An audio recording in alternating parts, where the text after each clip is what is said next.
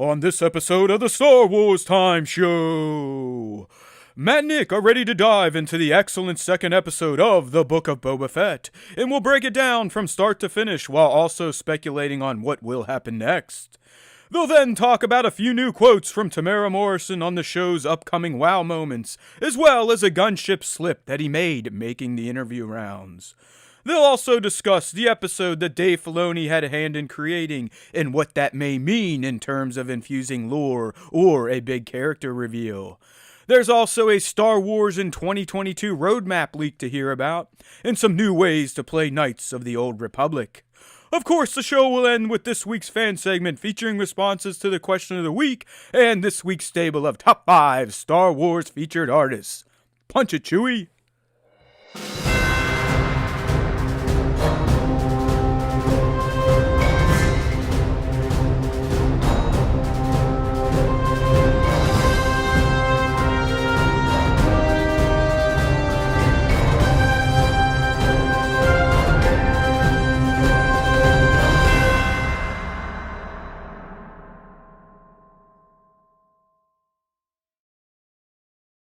Hey now everybody, it's Matt, it's Nick, and we're back to blow out your ears and your speakers, because that's how we roll at the Star Wars Time Show. So, like I said, welcome back to the Star Wars Time Show. We're here, we're ready to talk some Boba Fett, a whole bunch of Boba Fett actually, because you got, Tem and Ming Na, they're still out there promoting it for some reason.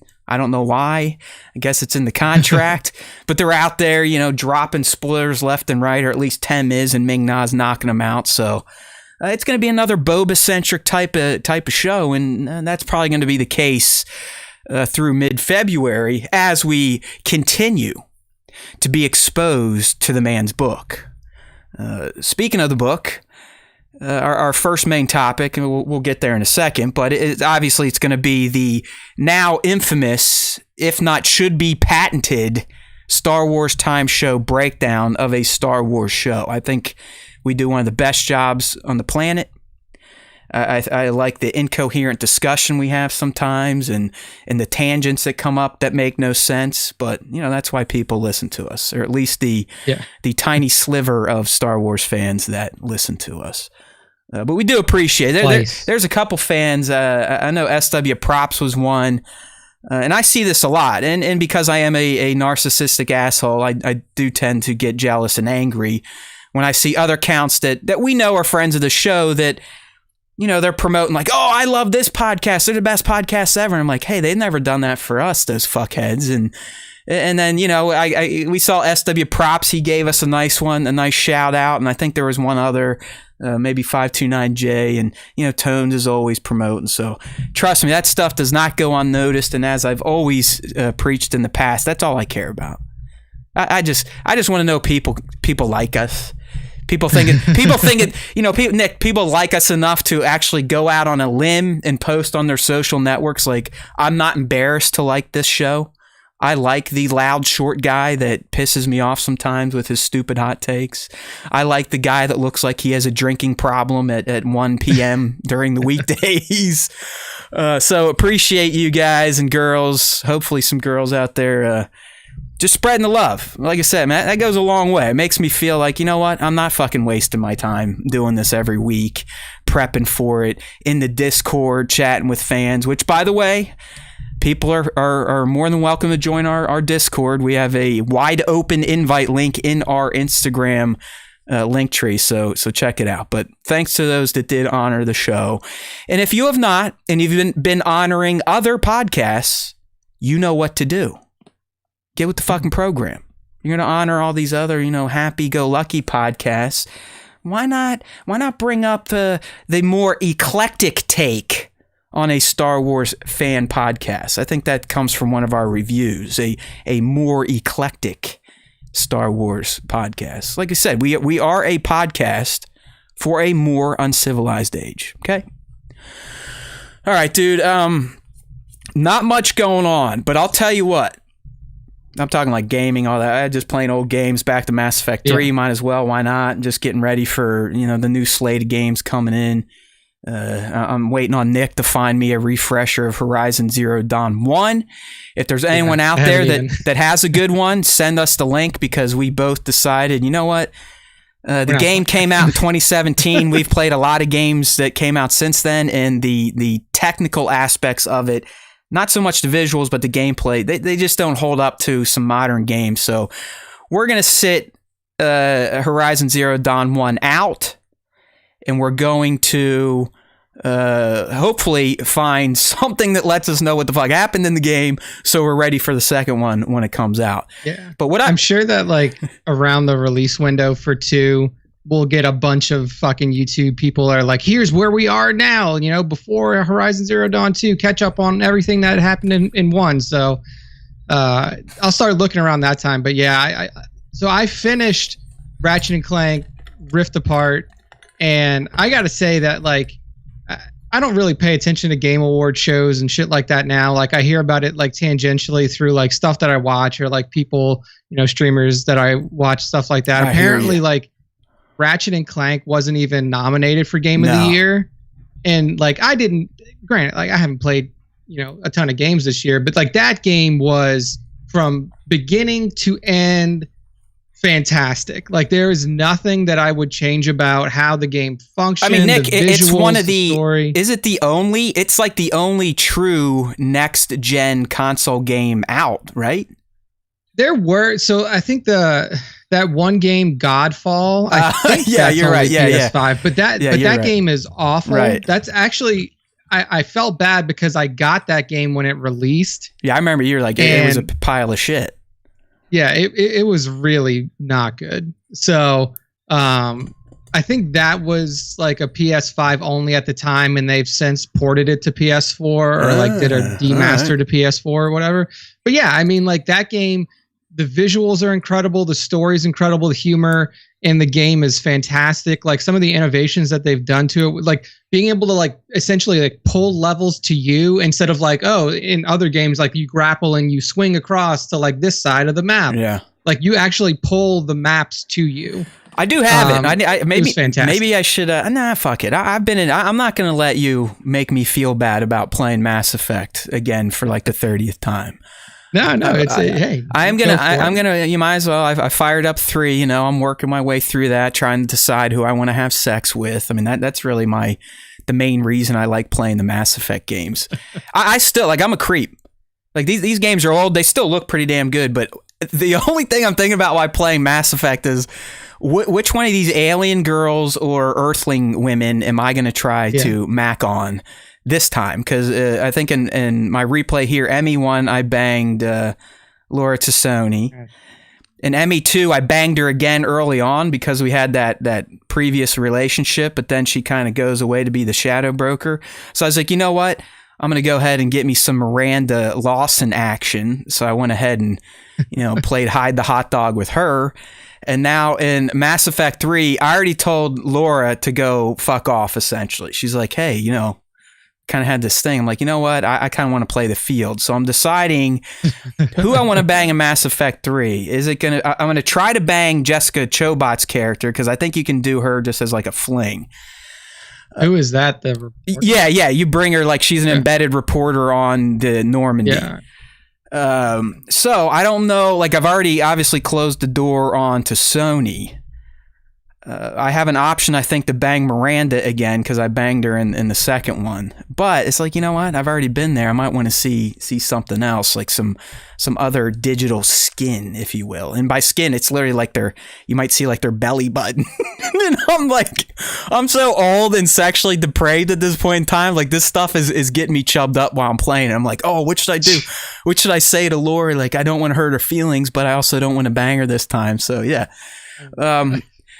No, I think Ratchet and Clank will probably be next then, based on your recommendation. And like I said, it's the only one that was purely built for next gen. I mean, Halo Infinite wasn't even purely built for next gen, so we're still lacking those types of titles at this point in time.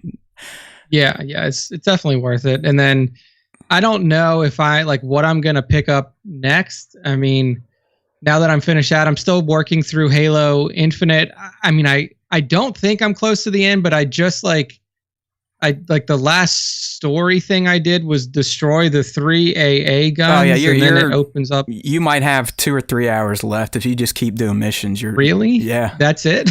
Holy That's shit! Why, like if you don't go around and do a lot of the side stuff, I found like once you hit this one mission, unless you're willing to like fast travel if it even lets you, yeah, you're pretty much on an end game until it ends and it opens the world back up and you can go through and get achievements for killing all the targets and all that shit. But yeah, like I said, I love the game, but the story was just like, nah. I mean, I understand why they did it that way. I think it was, you know, it was the cherry on top for the soft reboot of the franchise and to kind of potentially set up Chief and his new AI for further adventures. But it's like, that was the lore here. I mean, they tickle like some new lore, but that's about it. I'll let you experience it on your own. So I don't know. I might, like, outside of Ratchet and Clank, I am someone that tends to like to look at, okay, what were people playing? Because as Nick said, I think we've both reached the ages and, you know, just life stage where you're not as in tuned with the gaming space. I know I'm not. And I used to be, I was in it. I was in game journalism, if you call it that. Did all that fun stuff. Was always, you know, in the know. These days, I don't even know what won Game of the Year. I know it was like a co-op title that was kind of, you know, played on your emotions and shit like that. I'm sure I would enjoy it, but is it anything I want to play? I don't know. So. Yeah, if it's co-op only too, it's like it is. I can't. Oh, then fuck that. I don't know. What is it? It Takes Two. I think that's I think that's the one that took it. It's great. I think it is co-op only. It looked neat. Like the idea looked neat, but it's definitely not, you know, like a. I mean, it's like one of those things where it's like when Journey won. Like, exactly. Like I appreciate those types of games, but it's also just stuff that I'm not interested in playing. Right. High art type of stuff. I know, like I've heard that Guardians of the Galaxy game is a fun play. I mean, that's something I might get into. I'm leaning towards that because I heard the story for that's actually really good, which is hard to believe for a game that they base off of like an existing Marvel property, because usually those are pretty shitty. Right. So I was thinking about that, and then do you even know the roadmap for this year though? Because we usually get at least 1 or 2 big titles in the spring. I'm guessing that's going to be Horizon Zero Dawn 2. Yeah, I would imagine. But yeah, what's the other one? Elden Ring. Elden Ring is. I'm not going to play that because I'm not interested in Soulsborne stuff. And then like, I mean, the from what I've heard, like, oh, that's the game that George R.R. Martin worked on. And then like he did an interview. He's like, I worked on that game for like 2 weeks, like 4.5 years ago. Yeah. So like yeah, look sure, what, it'll be great. Where's our boy? Where's Super Scoundrel? I saw Devin pop in here, but it's not our Devin. I want to talk to him because apparently last week it was funny. Like Props was they're like best buddies, right? And Props was very clear in his fan question of the week response and like some of the comments he left in the stream that he was not a fan of the Book of Boba S1E1. I guess to the point to like where him and Devin were having a little bit of beef. Devin's like, dude, just fucking calm down. Like it sounds like he loves all Star Wars, doesn't want to hear any negative critiques whatsoever. And so I was like, I saw some of their chat and Justin's like, yeah, man, are you going to watch the show today? Meaning our stupid show. Oh, there he is. And he's like, yeah, well, what do they have to say? And Justin's like, you know, they were a bit critical about it. He's like, yeah, I don't need to hear any more of that. I was like, oh man, come on.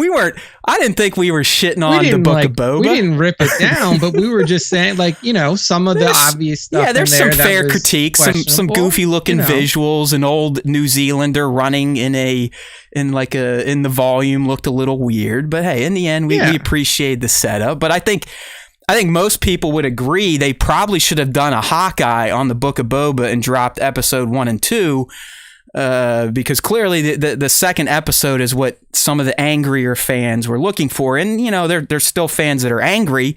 My stunt buddy being one. I'm like, dude, what do you want anymore from Star Wars? Like, what was missing in that episode? Well, you know, the action. Okay, fine. All right. I know you're always going to have a critical eye towards action, but in terms of the lore that was delivering, like, what do you want? Like, what do these Star Wars fans want, Nick? Is it nothing but like tribal Boba just fucking crushing skulls in for 50 minutes? I mean, what's going on here? I don't think like the reality of the fact with most Star Wars fans now that are like out there shitting on stuff is they couldn't even make something on their own that they would like. Yeah. Like they would. It's odd. Like I don't. What do you want? Like what do you want from this series? Yeah, like Filoni would sit them down. He'd be like, "Okay, here, do whatever you want. Just do whatever you want." And they would make it, and they would watch it, and they'd be like, "Man, this sucks." And it's just like, "Yeah, you're fucking." They'd be like, "Whoever retarded. made this is an asshole," and the person would look at them incredulously, like, "You did. You're the asshole, bro." And they'd be like, "No, fake news. It's MSNBC."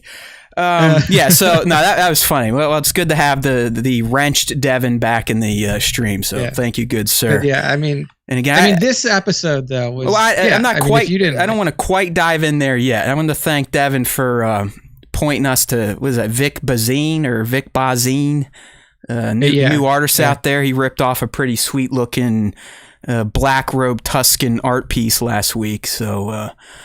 But the one thing I want to talk about before we go into the episode here, and I committed to Nick that we wouldn't fuck off for this long again, but the time's off because we actually went live before we started talking, so I don't feel too bad. But how about that NFL Sunday? All right, I know not a lot of people who watch the show probably give two shits about sports. Nick and I were different like that, where. My passion for Star Wars is rivaled by my passion for sports and the teams I've been following my whole life. But I cannot remember a crazier final NFL Sunday. And mind you, this is the first year they had that extra week and you now have 7 playoff teams, which I know the players hate. But after this last Sunday, my friend, I think Goodell and the owners had a great idea because that was some compelling ass football, some crazy scenarios played out. If you are a Steelers, San Diego, Las Vegas, or San Francisco fan, you had a hell of a Sunday. Like me, I lost years of my life. First, watching the Steelers go to overtime knowing that Jacksonville did their piece. Like Jacksonville had to beat the Colts, who were at one point in time close to the number 1 seed in the AFC. They did that. Yeah. The Steelers had to go to Baltimore with old-ass Ben Roethlisberger. Najee Harris gets taken out in the first half. They have to beat their rival. It goes to overtime. Big Ben is converting multiple 3-and-longs. A 4th-and-long converts it. And they win like last second walk-off field goal. And then it comes down to that Sunday night game. No tie between San Diego and Las Vegas. I'm like, you know what?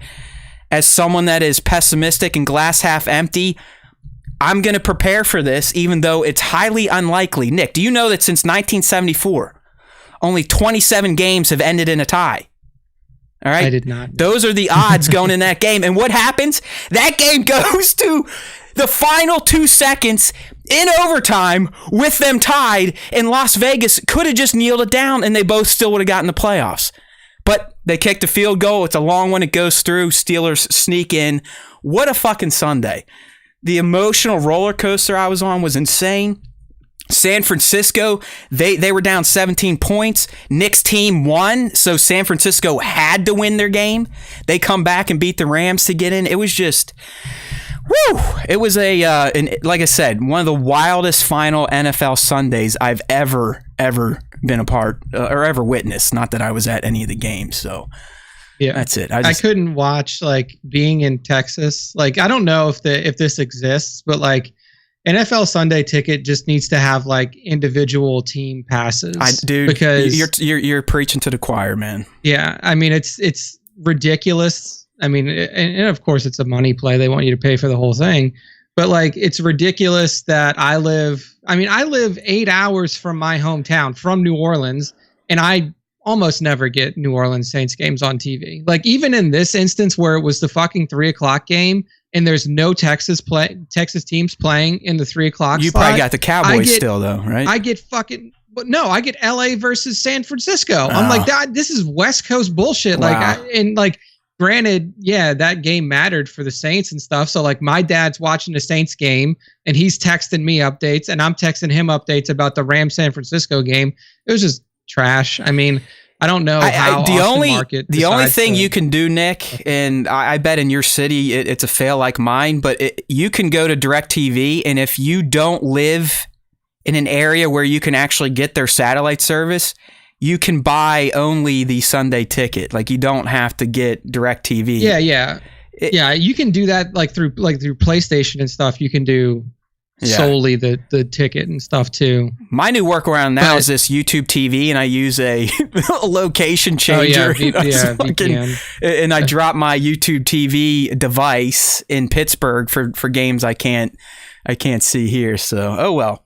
It was a crazy weekend. It looks like we do have some other NFL fans in here, which is good. Then everyone understands like what that was. So, we're getting the first ever Monday night playoff game coming up next weekend. We got games Saturday, Sunday, Monday. It's a holiday week for most people, so we still got some football going. You know, Buckeyes fucked me over, but these shithead Steelers, not that I'm expecting much, but it was nice to see the old man get one more crack at a playoff, even though he's a shell of himself. Good person or not, as a Steelers fan, you got to respect what Ben Roethlisberger has done over the past 18 years. So it was good stuff. All right. Well, Nick, Book of Boba, S1E2, a.k.a. The Tribes of Tatooine. It's time for that iconic Star Wars Time Show breakdown. We're going to give it to you deep. We're going to give it to you hard. And we're going to give it to you rough. All right? So as we usually do, if you're new here,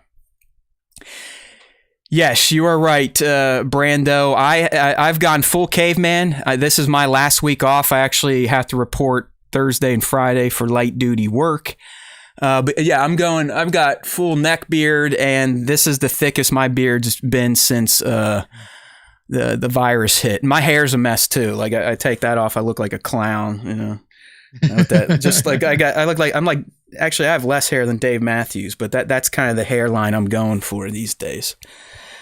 Yeah. All right. Well, that's good NFL talk. I'm glad there are people in here that actually give a shit about that stuff. So anyways, let's get to our man here. Book of Boba Fett, the mid-30s guy that looks like he's in his 60s. I did do the calculation. Boba Fett is in his mid-30s during these flashbacks. Challenge me. All right. He's 10 at Attack of the Clones, so that puts him at 13 at the end of the Clone Wars. Unaltered clone. Right. So that puts him at 13 at the end of the Clone Wars, 14 at the most. You got 18 years before Battle of Yavin, correct? So that's like 31-ish. 32. How many years passed between A New Hope and Empire? 2, 3, if that? Something like that? I think it's 6. Yeah, so... I think it's 6. It's not very much. So he's still in his 30s. Yeah, he's in his mid-30s during the ROTJ era, hence these flashbacks. And he would only be in his early 40s in the present timeline, but we're not going to poke fun of Tempt. Hey, you're back. Hey, everyone. Look, the little Padawan is here, as she has been showing up here on Tuesdays now to make an appearance. I think you're talking about the new Boba Fett thing. Yeah, we sure are. See, there he is right there. We're going to tell everyone what we thought about the episode and all that fun stuff. Okay? Okay. All right. Good to see you. We got some cakes. One cake was for the Feasels, and the second cake is for us. Just what Daddy needs, cake. Cake. Well, cool. All right. Well, I'll see you in a little bit, okay? Okay. Love you, bud. Love you too. No. Bye, Dad. See ya. So, we're professional over here. We have, it's all right to have little interruptions from... And look at her. She came down and knew exactly what you were talking about. Yeah. The new Boba Fett show. That's right. Well, she's actually been, because we've gotten into playing card and board games and Yahtzee and all that stuff. And I'll be like, hey, what do you want to throw on the TV behind us? And recently she's like, yeah, let's finally get into that Bad Batch. So we've been going through Bad Batch again. Yeah, I'm sure she likes that. The animated stuff. Yeah, it's like filler, and I really, Nick, at this point, I think it's more like I know that's what he wants to watch, so fuck it, I'll just do it. It's like, yes, Daddy, we can watch Star Wars for you.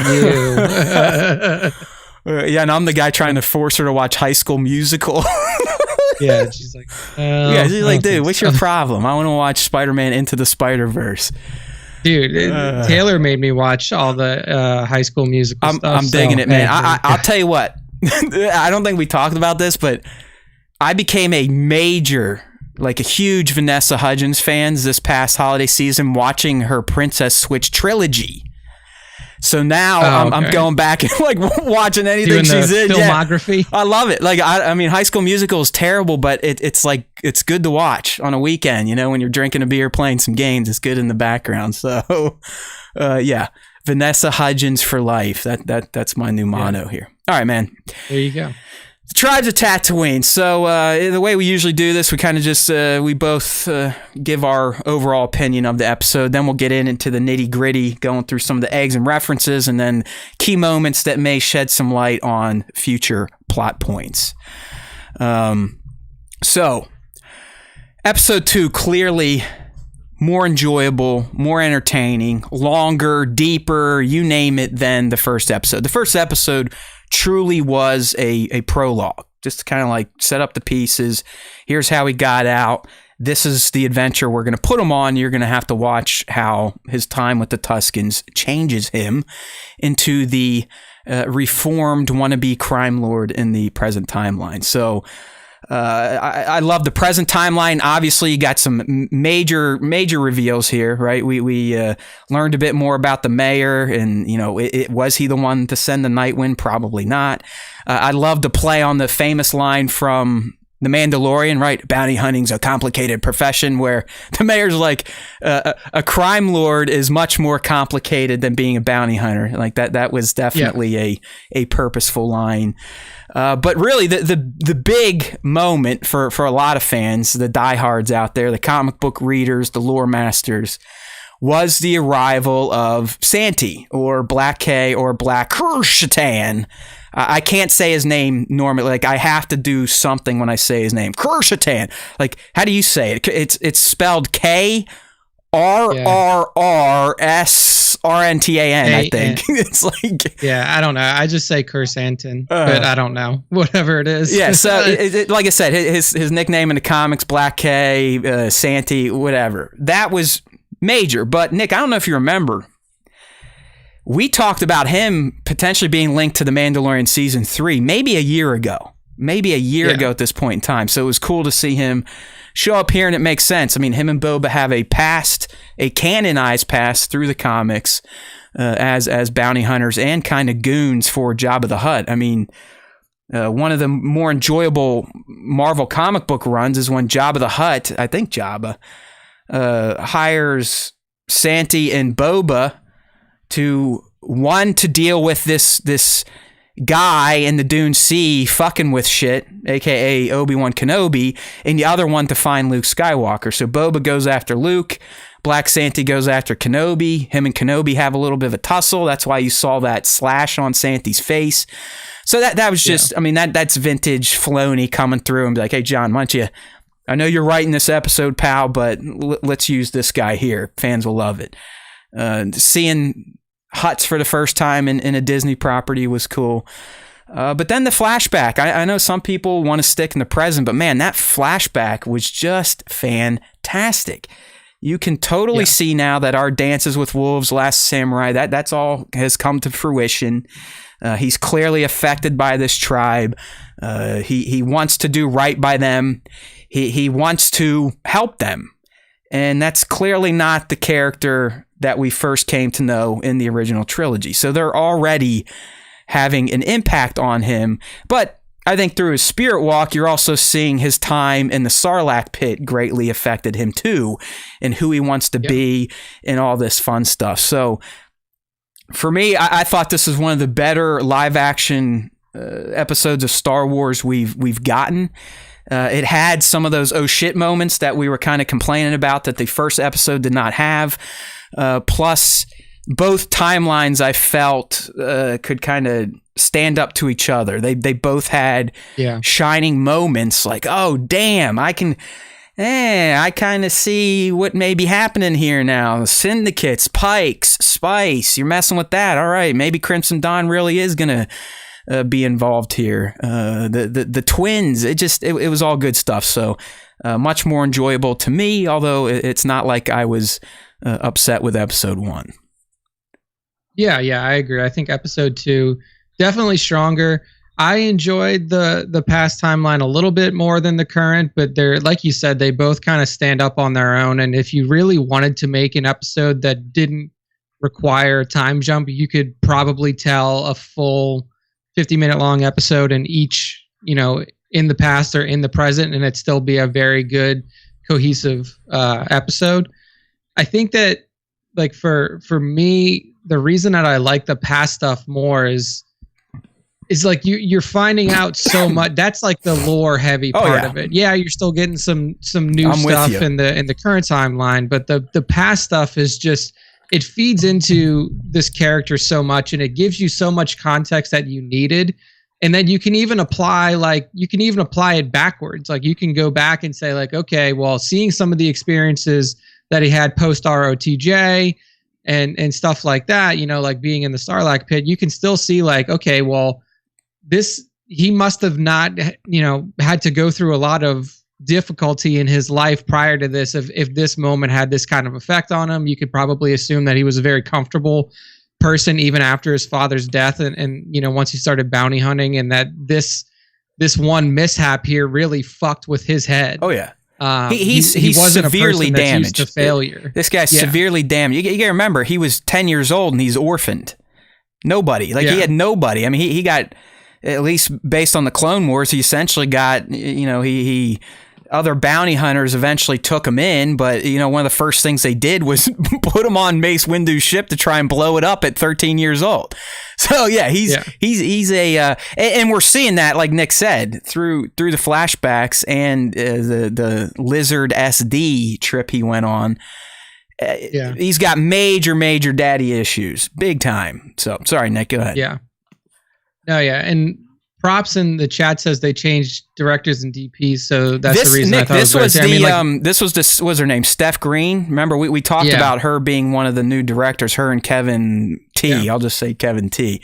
Yeah, and then the DP is was it Dean Cuddy? He's like famous for this shit. I think doesn't every director like bring in their own DP usually? I mean, I'm not sure how it works on shows, but I know that like usually at least on the film side of things. I actually got some insights, by the way. Apparently, at least from the stunt side, when it crossed over to Robert kind of being in charge, there was a lot of change from the stunt teams that were being used for Mandalorian. Like Latif's still in this show, but that's about it. Because like Nick said, and that's why a lot of Hollywood, especially if you're not a director or an actor, they're like gangs. If you find a crew that you like, you will pull them with you. And we've heard it on the show when we interview, some of these artists, concept artists, whatever. They talk. It's the same thing with them. If they find a crew they like, or a manager or a department head that likes them, that head is then going to pull them through on future projects. So. It's not odd to have a new DP with a different director. Yeah. So, but yeah, I mean, overall, I think that this episode better in every way. The Black K thing was fun. I mean, like I didn't read the comics and stuff like that. I don't read the comics, so I wasn't too up on like what his character was about, other than just like what you had given us in the comic book reviews and stuff like that. But I knew of him. I knew that. I stay off the internet pretty much. Like I tell Matt, I don't watch these episodes. I don't watch any episode of anything until the day that we do the podcast. Like so like when they changed the release schedule to Wednesday, I was like, I mean, I don't care. I'm going to watch it an hour before we go live, regardless of what it is. So like, I don't really give a shit. It's like Nick's been the Star Wars Anonymous, and he just knows a better way to deal with the addiction than I do. Cause I already know. It's not like I don't even have to set an alarm. My body will get me up around 4:30 to 5 tomorrow because I know it's Star Wars Day. It's weird. I'm not saying I like it. It's what happens. And the good thing about it is I'm able to get all this bullshit done before the true day actually starts. So I'm not eating up, dad time or valuable time. Husband time, do something productive time. Yeah. So like for me, I watched it today. The reason I do it is because like if I watch like now, if I watch it on Wednesdays, like it's a full week till the next show. I'm not gonna remember half this shit, and I'm definitely not gonna watch it again. So I'll watch it on Tuesday, like right before we go live, and then that way everything's fresh and I can talk about it without having to be like, oh wait, did this happen or what happened this way? Like it's fresh in my head, and like I don't go on the internet. Like nothing gets spoiled for me because I don't go on like social media. I think that You're a healthy young man. You're a healthy young man. Like the fact that Black K was in it got I saw that pop up, but it also like wasn't a huge spoiler. It's not like the fact that he was in it was like, oh my God, this ruins the whole episode. Like he was literally in it for 35 seconds and then you moved on. So it's not like a huge plot point. But yeah, like I don't miss anything, so I'm just I'll watch it on Tuesday. At least in this episode, he was used as pure fan service for people like me and the diehards that had followed and know about. I mean, he's linked to Dr. Aphra as well. He's fucking cool looking. Like, I mean, you look at him. We all love our man Chewbacca, but I mean, come on.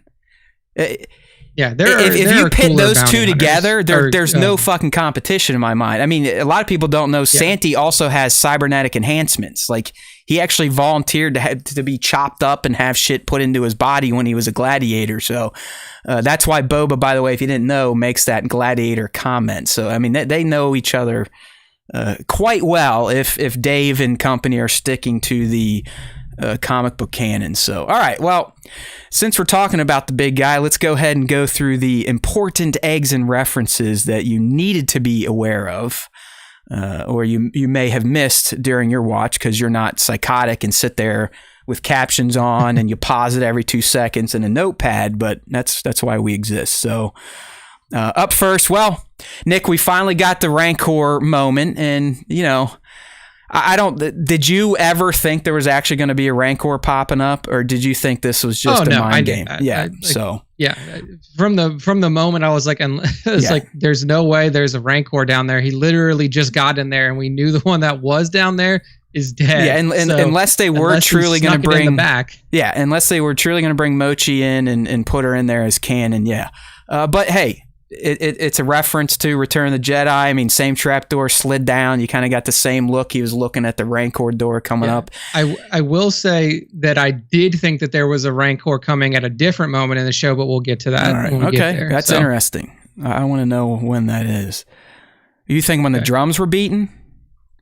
Yeah. Okay. Like when the twins it's like, oh, the twins, and then you hear boom, because at first you don't hear like the rhythmicness of the drums. You just hear like boom, boom. Boom, you're boom. not I'm wrong. Like, is that you're not wrong. Are they coming up on a Rancor? Yeah. And I was like, oh, could this be the moment where like the like you see the Rancor, you see the two on there, and then I was thinking ahead. I was like, okay, so like they have this Rancor, and then maybe in a later episode, like Fett comes at him, they have this battle, and that's how he rides the Rancor. But obviously it was just I'm with you, and I think I actually probably thought I think I was thinking kind of the same thing. Like, they're coming in, and he was either going to have to hijack it and turn the tide on them, or what.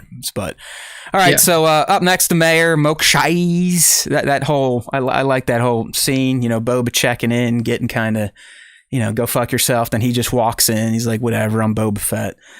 And the play on the line, like I said, bounty hunter, complicated profession. But here, at least for eggs and references, yes, we have an Ithorian. But the key thing here, this is the first time in live action we've actually seen an Ithorian use one of the communicators that have popped up in the animated series, most recently in the Bad Batch with Kenner Hammerhead, the character that would hang out in shit. I'm just rewatching it. What the hell's her name?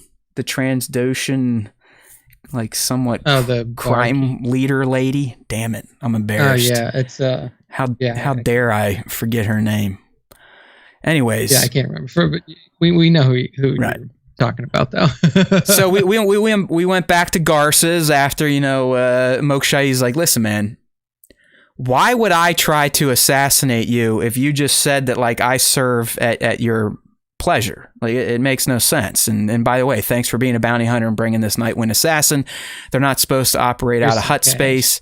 Although I don't know, for some reason I thought Tatooine was in hut space. In hut space, right? Isn't Tatooine a part of hut space? But that's the thing. Yes, and the thing is like you prove it's Hut space by the fact that 2 Huts just showed up claiming ownership over the Tatooine, like their claim. Right. They said that, hey, this is our shit. Look at the paperwork. He left it to us. Yeah. So this is still Hut space, and I don't think ever wasn't Hut space. I mean, if Moke did send the Nightwind, he made sure to dispatch of the informant quickly and then paid the man so he'd just walk away. But kind of back to eggs and references. Back at Garsa's, this seems to be a hot spot for the show, at least in the present timeline.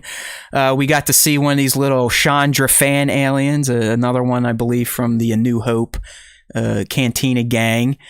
We also got a Zutton in there. If you're not familiar with the Zutton species, those are our snaggletooths, and you gotta like this one. Yep. Is they're kind of ugly, but this one, he or whatever got himself a wig, trying to dress it up a little bit. That's what I was gonna point out. It's like the hair, man. The hair is so fucking weird on it. That's rough looking. That is a rough looking wig. But hey, he wanted to be his best self that day playing cards. So we got a Mustafar reference when Boba says to Garsa, "You look like a Goomta on Mustafar," whatever the hell that is. I did research a Goomta and nothing popped up. So. I guess they're just kind of... Don't worry, they'll add that to the wiki in a couple weeks. Yeah, when they're just throwing that one up there. And then here's our guy right here, Black Quercetan, Santi. They talked about his gladiator days and the death pits of Dur.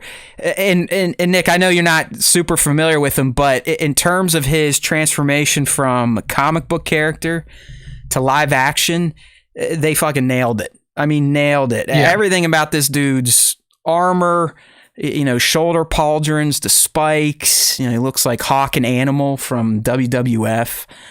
The scar, the dreads, his like beard dreads, just perfect. Yep. And you gotta love, I mean, this guy, I think someone brought this up. I mean, this motherfucker could literally rip people's limbs off, but he still feels the need to have brass knuckles with spikes on them.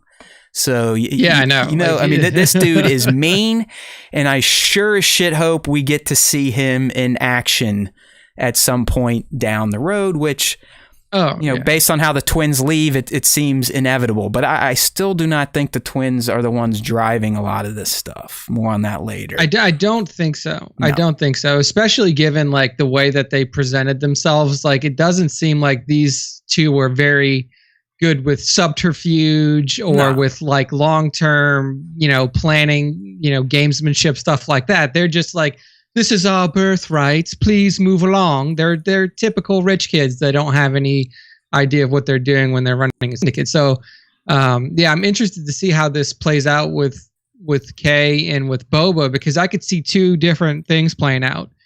Black K realizing, like, look, I'm on the losing side here. Like, there you go, dude. Fuckers, he's a bounty hunter after all. Like, he'll go where the money's at. Yeah, so he's like, these 2 guys, like these twins, they're not going to help me out in the long term here. And then he just switches side and becomes like a left hand to Boba to Fennec's right hand, or like his chief bounty hunter, or they throw down. Yeah. Or they throw down. I mean, I think those are the 2 logical options. But I would really like to see him turn on the twins. That would be cool. Like, I'm glad you kind of brought that scenario up. That would be cool. I ultimately think that they're probably gonna come to fisticuffs.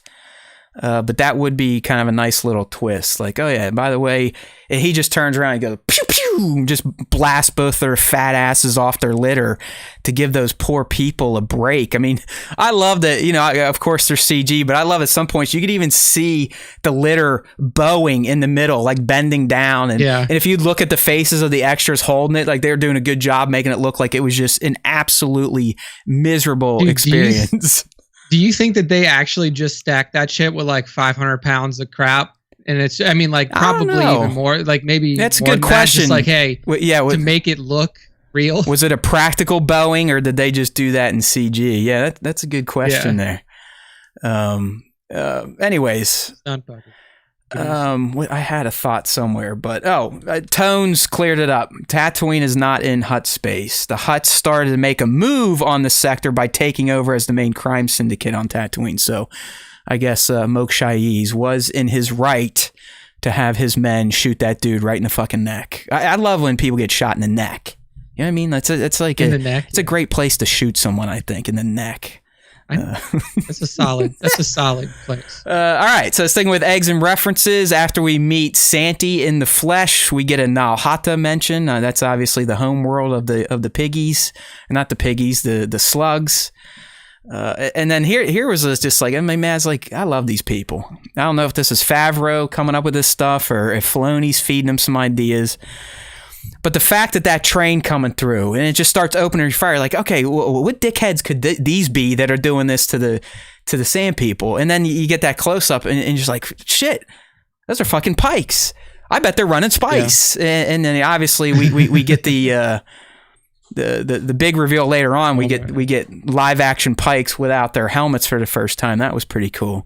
But you gotta love it, man. You gotta love like these little nods to what Dave has created in cartoons, and then which was eventually ported into Solo, and now it's made it over into the Book of Boba Fett. So the world building continues to be excellent, kind of stringing all these properties together.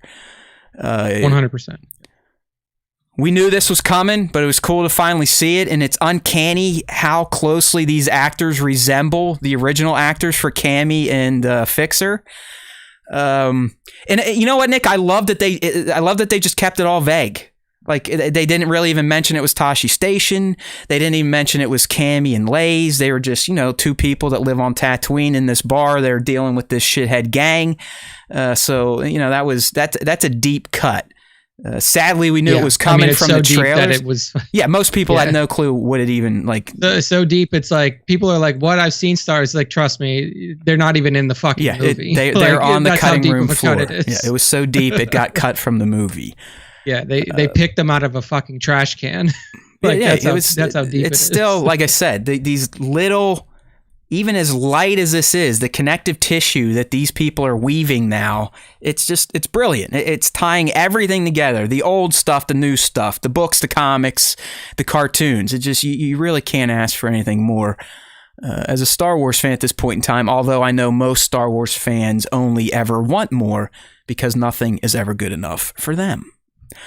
There's our boy Lays. He was kind of a rube, wasn't he? I mean, just getting they were eating his chips, drinking his beer, beating him up. Like he's just like a little putz.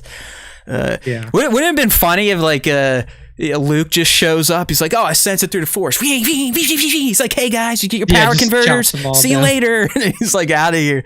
He's like, just bounces out. Yeah. At the end, he finally grabs the converters. He's like, "I finally got him, Owen, you asshole."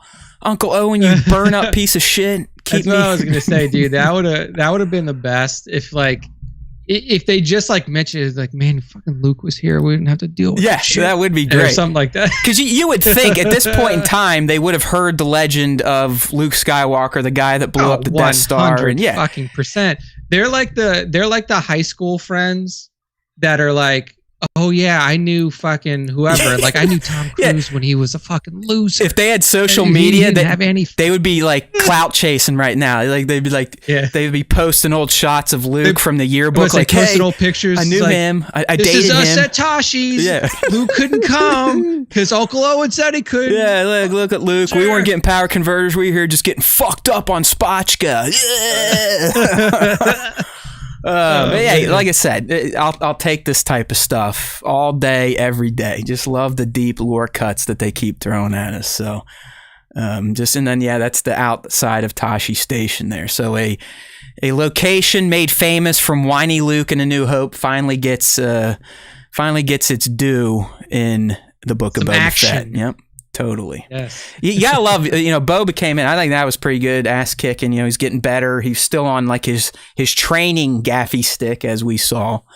And yes, we have reached out to Miss Joanna Bartlett to appear on the show, but at this point in time, she does not want to do any interviews and doesn't really like Star Wars fans. I said that, not her, but let's just say, I think she has a lot of concerns about what she can and can't say. It's fine. It's whatever. I mean, we don't want to put her. I knew it was going to go nowhere, but man, that girl is talented. And if you don't know, Joanna Bartlett is the warrior Tusken, but she's also Wonder Woman. She doubles Godot.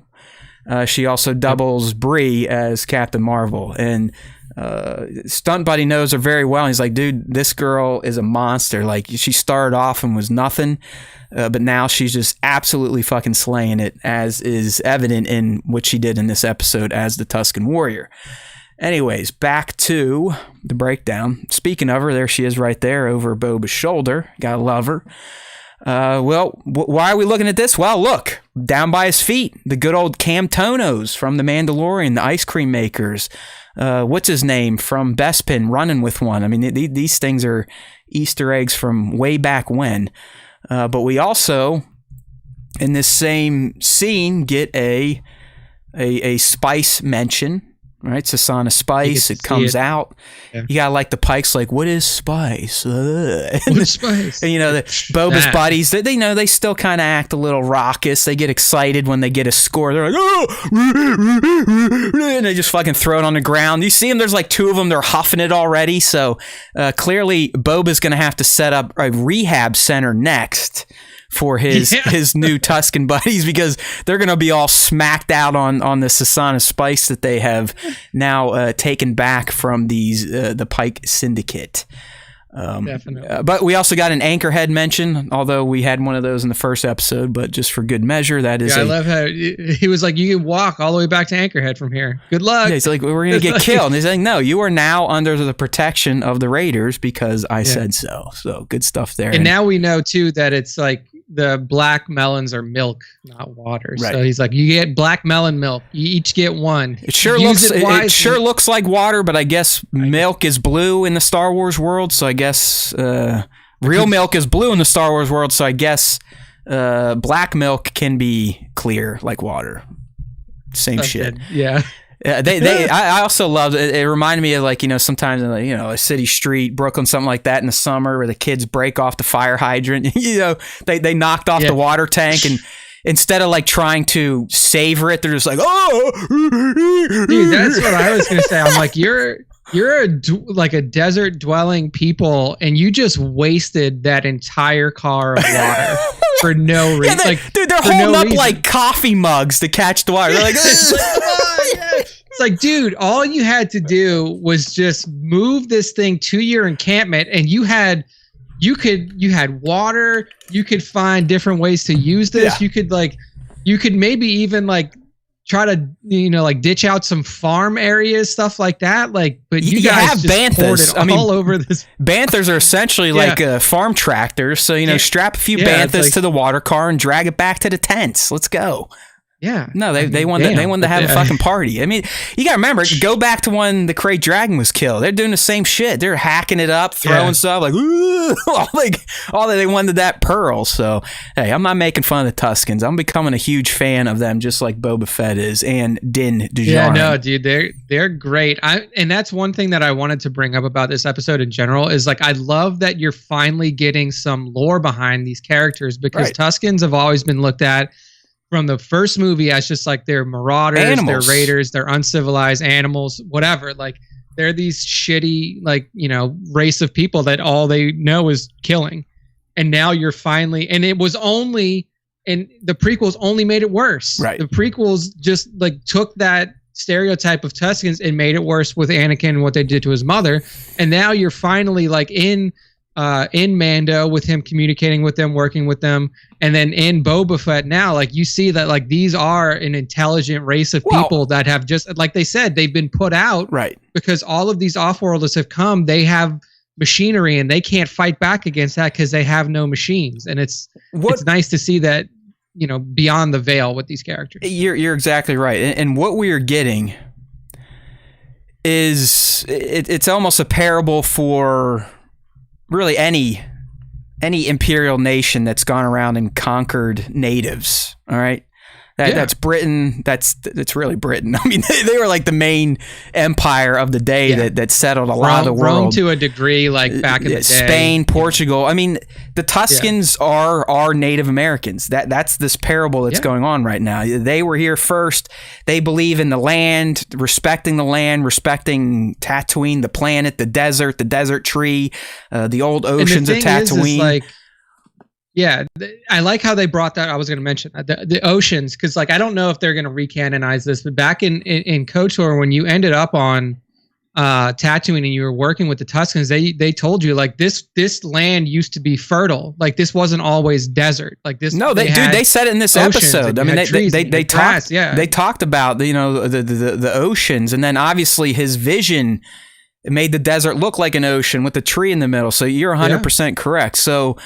I mean, starting with The Mandalorian, they really have made a concerted effort to humanize the Tuskens, make fans empathize for them, because like any other native species, species the right word? People, I don't know. Like any other native people that have been conquered by more advanced people, the victor writes the narrative, right? We've heard that all along. Like those that win wars, they get to decide the history, the real history, even though it's not the real history. So that's what's happened with the Tuskens. They've been villainized. They've had to turn into raiders because they're just trying to survive and defend themselves from the people with the machines that are raping the land, stealing the land, crossing through it, selling drugs, all that fun stuff. So I love this stuff. And like Kingdom Weird saying in the live stream, I think this is what's rubbing some people the wrong way. But to me, fuck it. We are seeing Boba grow and getting more Boba lore through the specter of the Tusken Raiders. And I'm okay with that. I think it's fantastic. As Nick said, it makes them more than just these faceless, goofy sound making, as Anakin called them, animals. They are a people with a deep level of respect for Tatooine and what it can offer to them to stay alive, as well as their own traditions. And, clearly what they've been going through with Boba, I think, is good for both Boba Fett and for this band of Tuskens. I want to see if you get like a Tusken face reveal ever. I don't think that they will, but Tuskens were human beings. I mean, like it's one thing that gets lost is like Tuskens were humans. Like it's not like they're like a race of being that's never been seen before. Like they were humans that have just been forced out of their homes and had to adjust to life in the desert, right. And developed their this language and stuff like that. So. I mean, I enjoy it. It's one of my favorite parts of the show is actually getting to see the development of these characters that have been around in Star Wars since day one, right. Essentially. And we got a tease of it in Mando. I mean, remember how cool it was just to see him signing with them, like communicating. Like, all right, exactly. like Din knows to pay them respect. So I mean, obviously he had some sort of run-in with them before, training, whatever. But it's great, and really, all this is being done. This is Boba's new family, which means some of it is probably going to be taken away or something bad's going to happen to it. All right. I still believe, maybe it's not something major, but there is going to come a point in time where he is going to decide like, all right, I've had my fun, but I can't help you guys from here anymore. I need to do something bigger. So like I said, it's either going to be some tragedy that befalls them and he realizes like, look, I can only do so much working out of tents in a desert. I need my ship. I need my fucking armor. And then I can actually start to really impact my tribe and help them out. Or it could be the fact that he gets a tip off that a Mando's on planet. And eventually finds out that the Mando comes back and is in possession of his armor, or he learns about his armor from Cobb. There's going to be something we're going to see in a flashback that causes this guy to go from being a now fully accepted member of the tribe to wanting to recapture his ship and get his armor back, and then ultimately come and fucking kill Bib Fortuna. Like I think that was all of his plan from the get-go. I think when he left the Tuskens was, I need my ship, I need my armor, and as soon as I get those, I'm coming back and I'm fucking killing Bib Fortuna, and I'm gonna clean this place up for the Tuskens. Yeah. So it is going to be an interesting journey to how we get there, because I think right now we still can't really grasp the reasoning.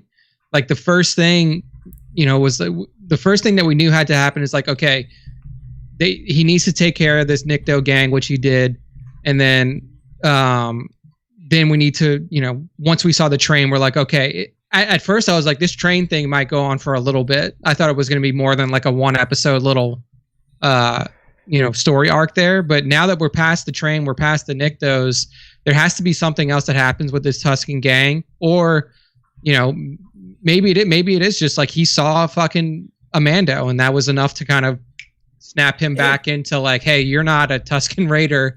You're a, I don't know. I think that's ultimately going to come into play, but I do think something tragic's going to happen to his group. That's just, it's just natural. It makes sense. We've seen it in other stories. They're kind of setting it up for it. He's got this strong bond now with the warrior, with the chief, and with the kid. So if it's not the entire tribe, maybe one of those get taken out. Maybe it's the kid, and that's enough. He's like, you know what? Fuck it. Because again, Nick, and we talked about this in the first episode, you could see visible disgust on his face when he was watching those Nyctos beat up a random farmer.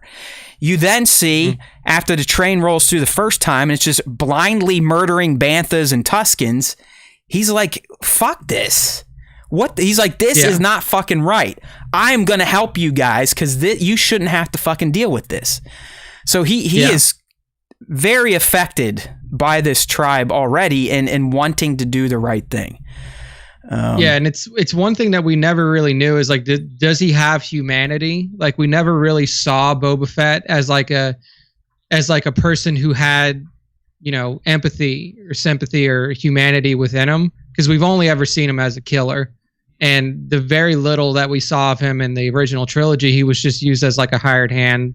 And this is his first real family since his dad died. It is. I mean, yeah. So it changes the game for a lot of what fans had previously thought about this character. Like, oh, he's a badass, indiscriminate killer, whatever. But like, you can see that he only kills if there is a reason to kill. And what these Pikes did to the Tuskens was completely uncalled for. Well, and that's, look how benevolent he was after the capture.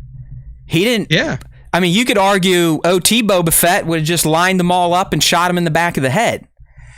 He tries to cut a deal. Now, this kind of plays into what we're saying. Is there going to be retribution? Is there going to be something that causes him to kind of be like, oh, fuck this. I got to clean up Tatooine if they're going around messing with these people left and right because I've been helping them. I mean, the Pike literally says like, oh, the Syndicate's not going to be too happy with this. All right, well, what's the Syndicate? We know the Pikes were in league with other crime syndicates.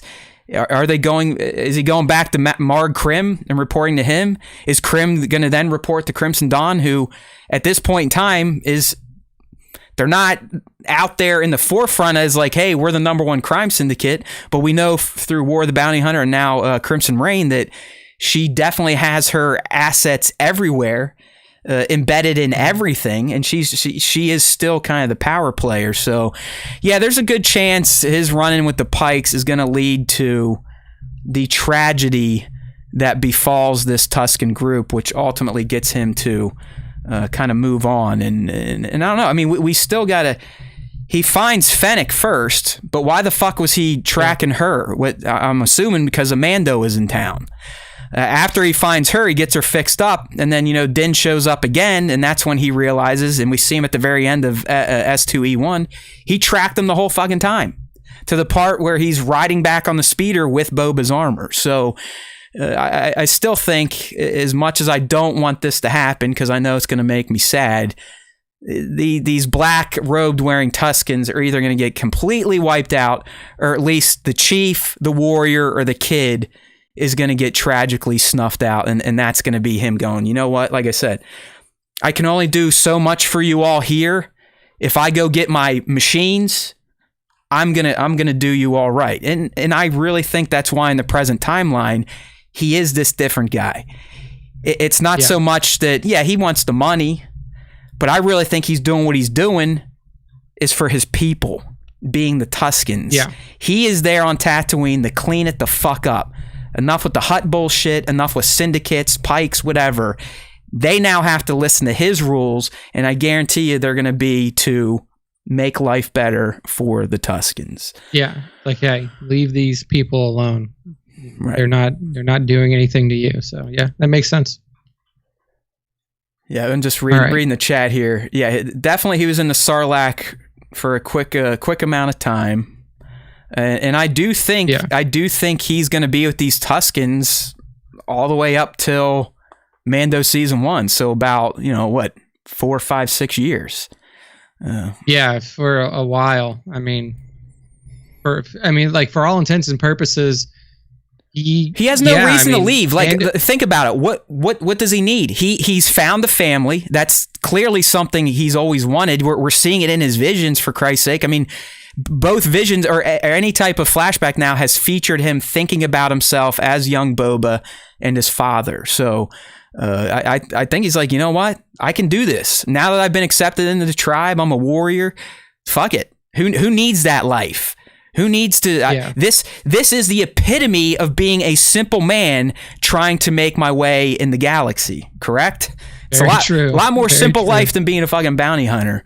Just such a good episode. Lots of good content. We're kind of all over the place here. There's our spice. I did want to ask Nick, this Camino scene in particular, my friend. Do you think this was a cut scene, or are they de-aging Logan at this point? No, I think that's a cutscene. Because he is credited as playing young Boba Fett. So it's not like a younger actor that they slapped the face on. I mean, do you think that whole thing... I could see how they could fake the shadowed part where he's like running from his bed, but then that close-up in the window, like, come on. Unless you're doing full de-aging just for 2 seconds, I think there's a cut scene. Yeah, I agree. I think it's a cut scene. I mean, Daniel Logan now... I mean, he still looks like himself, but I don't think that they brought him in. I think that this was something that was for sure cut from AOTC. I mean, it's too spot on to young Daniel Logan to even be a DH. I was hoping because week 1 he commented on the scene. Is like, yeah, that's all original until you get to Over the Shoulder. They did that new. But he did not comment on this scene. And looking at his Twitter, he seems to be a really big cat guy and rescue dude. So respect. I mean, he lives out in LA. New Zealand, I think. No, he's in LA now. Okay. Yeah. Okay, he's in LA. Okay, so I think those were references and whatnot. So some of the key moments, which Nick and I may have already hit on, but maybe more discussion may come out here. So the mayor, I mean, what do you think, Nick? Is he being upfront with Boba? Did he send the Night Wind or did he not? Oh, I mean, is he being upfront about the Night Wind? I think he is being upfront about that, but obviously I think there is some subterfuge that's still happening. Like, he's not giving Boba the whole story. Well, you got to remember, episode 1, he refused tribute and then wanted tribute back. So, like, what type of game was that? And then this one, he's like, oh, hey, if I serve at your pleasure, why would I send an assassin after you? You know? Yeah.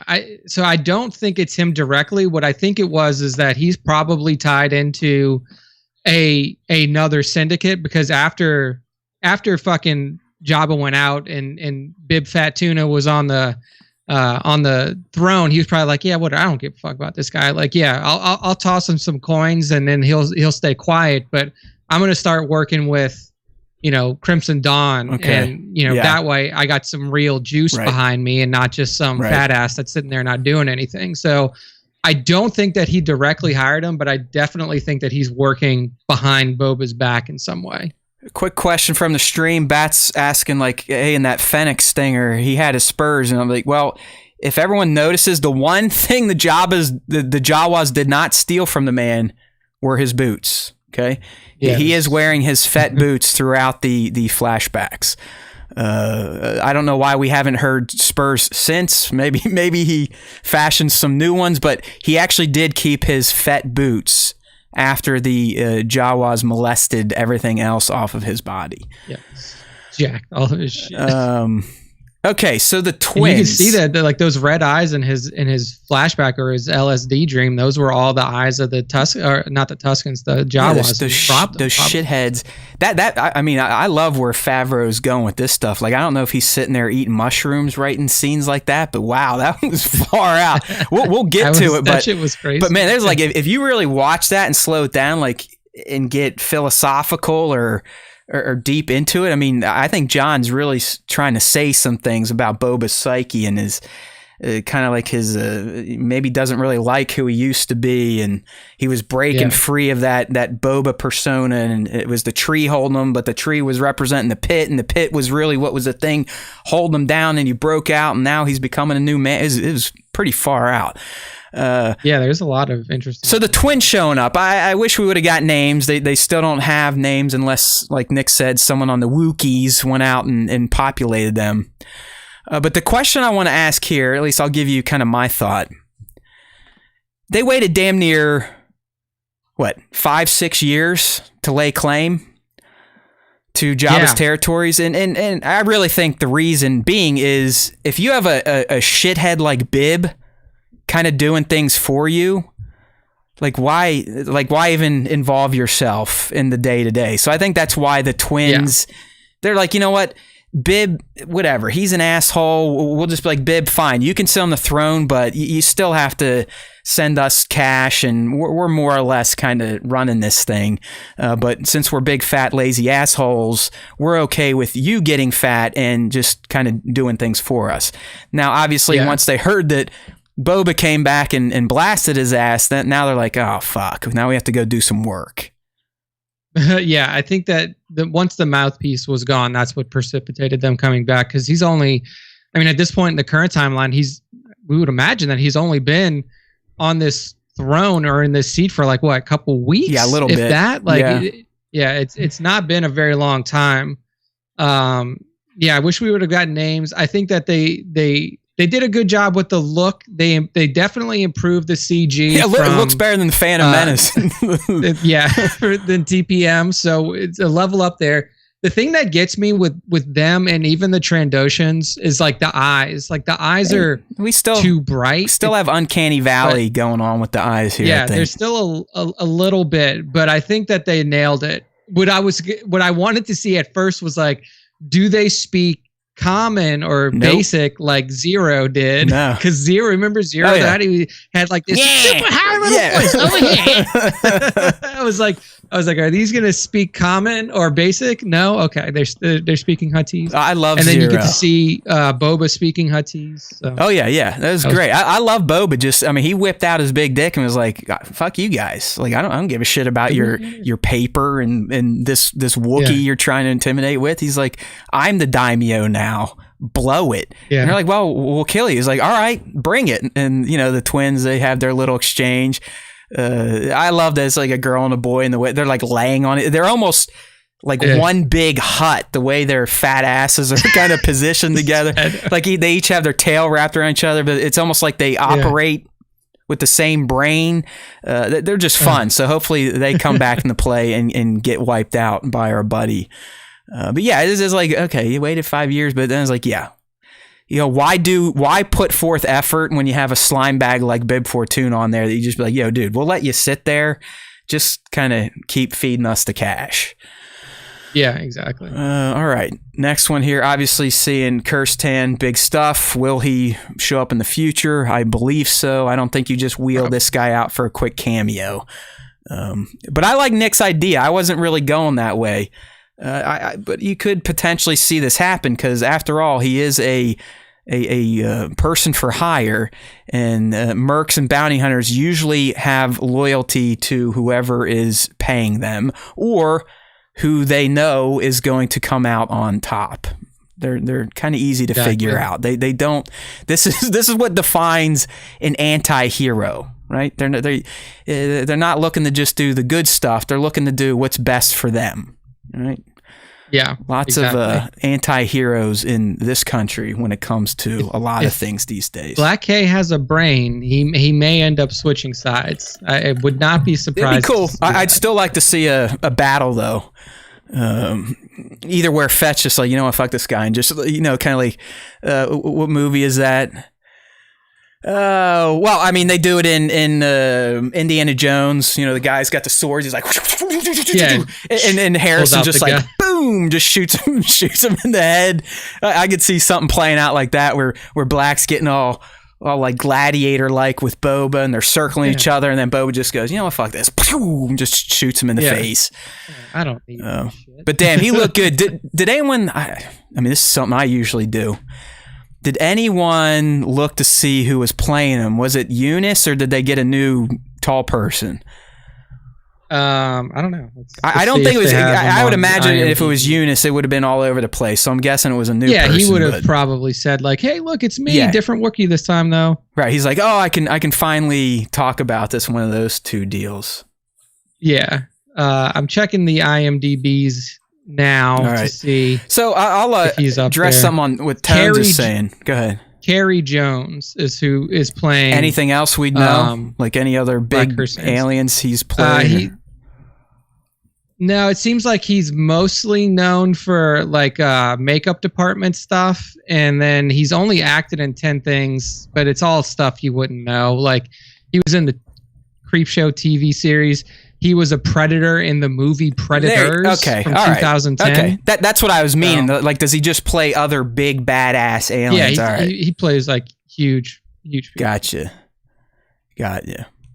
All right. There you go. Well, yeah. I mean, hey, he looked great. I love the kind of translation from comic to here, because sometimes with comics you can really embellish features, looks, all that stuff, but they brought it right over perfectly from the the shoulder armor to the brass knuckles. Definitely. You had like really all the interactions with Boba and the Warrior were just choice. Loved them. I mean, you can see these two bonding. You can see him wanting to learn their ways. You can see him wanting to practice and get better and better and better at it. So I love that they give him like a dummy stick because he's not a warrior yet. All that fun stuff. Really, all their moments were just great together, and her showing him like, listen, pal, you ain't shit with this thing yet. You'll get there, but I can still kick your ass pretty easily. We brought this up before. The just the way Boba responded to the Tuskens getting, unfairly target practice used. I mean, that's all they're just rolling through like pew pew. This is like taking pot shots. Yeah, it's like they weren't even being like threatened. Like they were just driving through, and as they drove through, they just they just start shooting. They're like, oh fuck, there's banthas. That means there's sand people. Let's just start wiping them out, because that's what he says. He's like, we just thought they were raiders and they're gonna mess us up. He's like, yeah, whatever. You're a piece of shit. But I'm not gonna rehash this, but clearly.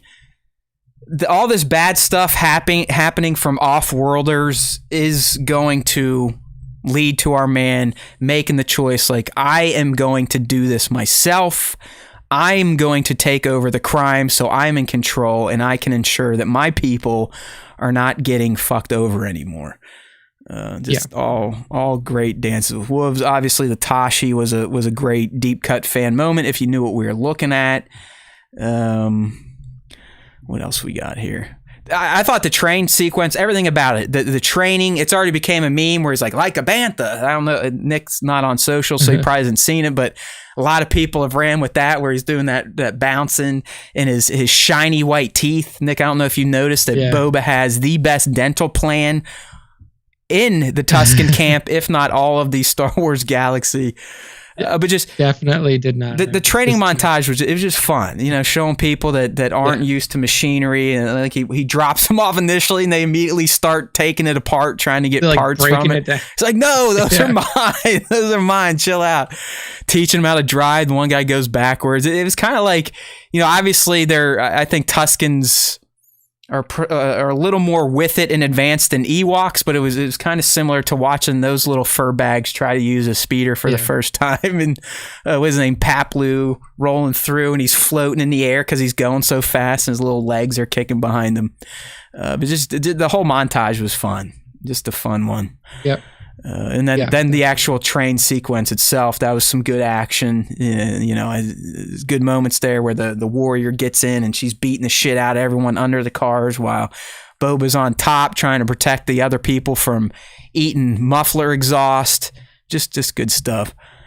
It seems a lot of people in the stream here are fans of the train conductor, just like I was. I thought that was Dude, he was so fucking right. cool. You I always love the train conductor. You always got to appreciate a solid Star Wars droid, even if they're like a one-off character. And I really think the team here put some effort into this droid, gave him a personality, and it came through, even though it doesn't talk.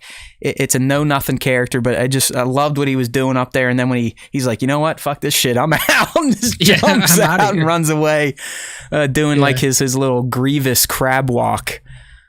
So that was great. The massless Pikes, that's a big moment for fans seeing him for the first time in live action.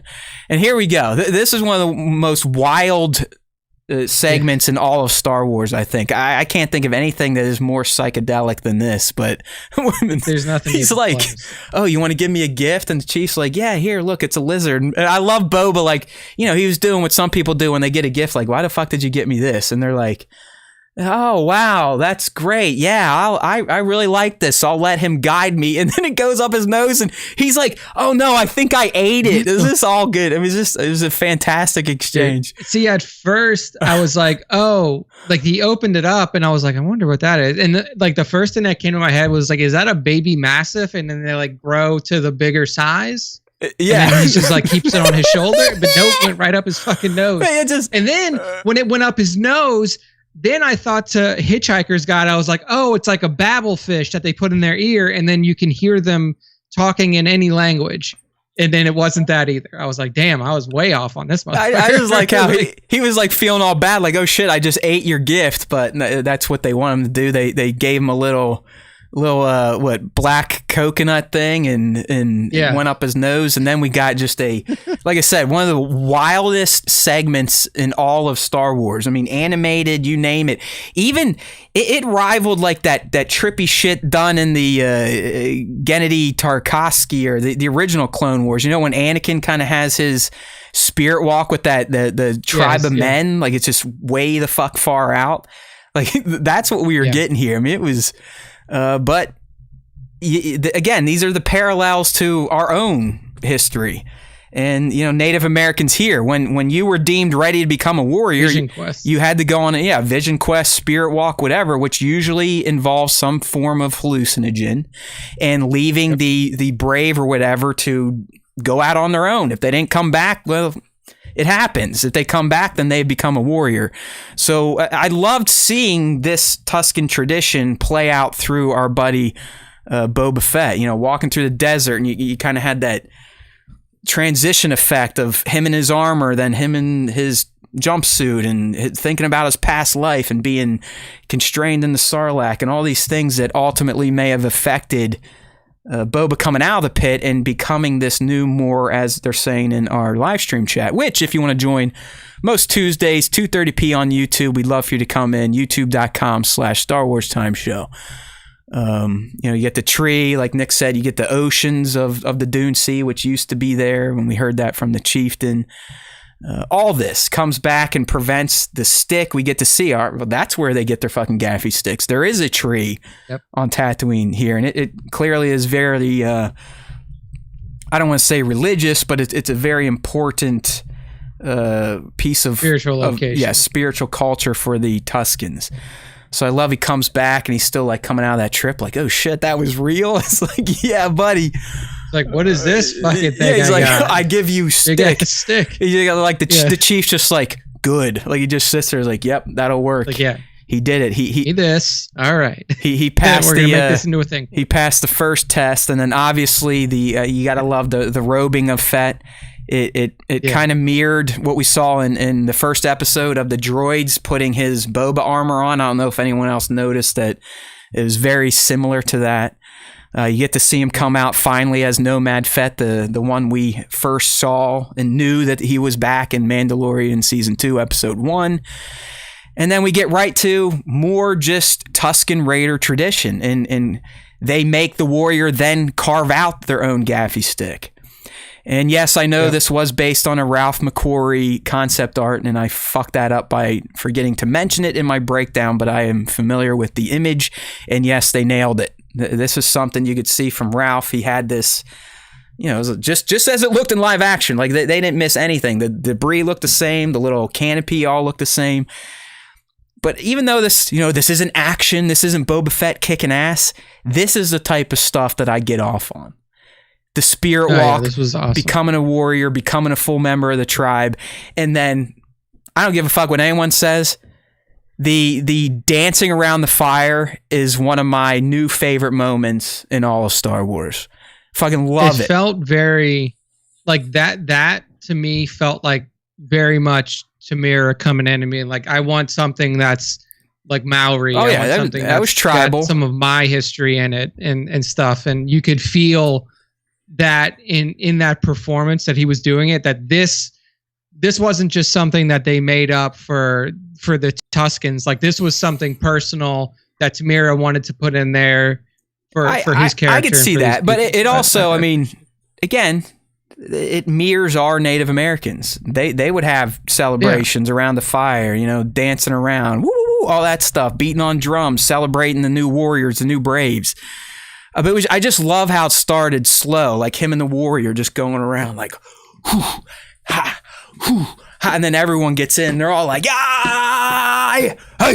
I was waiting for him to do the haka, like haka, la, la, la, la. Yeah, that's what I was kind of waiting for too. I was like, oh man, are they gonna actually do a haka, or are they just gonna? But they didn't, which totally fine. Yeah, but still, like it was such a cool moment. You know, it was just. It was like the old. Awesome. It doesn't hold up anymore because they ripped the song out. But it's like the old Yub celebration. It just is a fun, cool looking moment in Star Wars. But this one to me, like I said, it's up there. It's just I don't know. I just appreciate the scene. I loved watching them get into it and just celebrating that Tusken culture. So there you go. Hell of an episode. Not a fan of the Wednesday date because it's like, fuck, we just blew our wad on last week's and now I gotta, go through the cycle again tomorrow morning. But I guess that's also a good thing because we're going to find out what else is coming next for our man, the Book of Boba Fett, in just a few hours.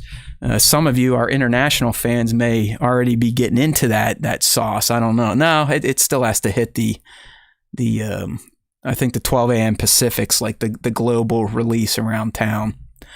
But good stuff. Yeah. Episode 1 was fine. Like, it was lacking some oh shit moments, but we got all of that and more in episode 2. So fantastic stuff. All right. Yeah. Woo! Lots of good. I like the conversation in the chat here, people. I think that also showcases how awesome that episode was. A lot of people are in here, engaged. Yeah, giving their own theories, and they're like, "Who needs to listen to these assholes? We know what we're talking about too." So yeah, it's like, hey, that's what we're here for, is to give you speculative jumping off points. Yes, and then that way you could listen to our dumbasses talk for a little bit, but and we're doing good. To think of your own.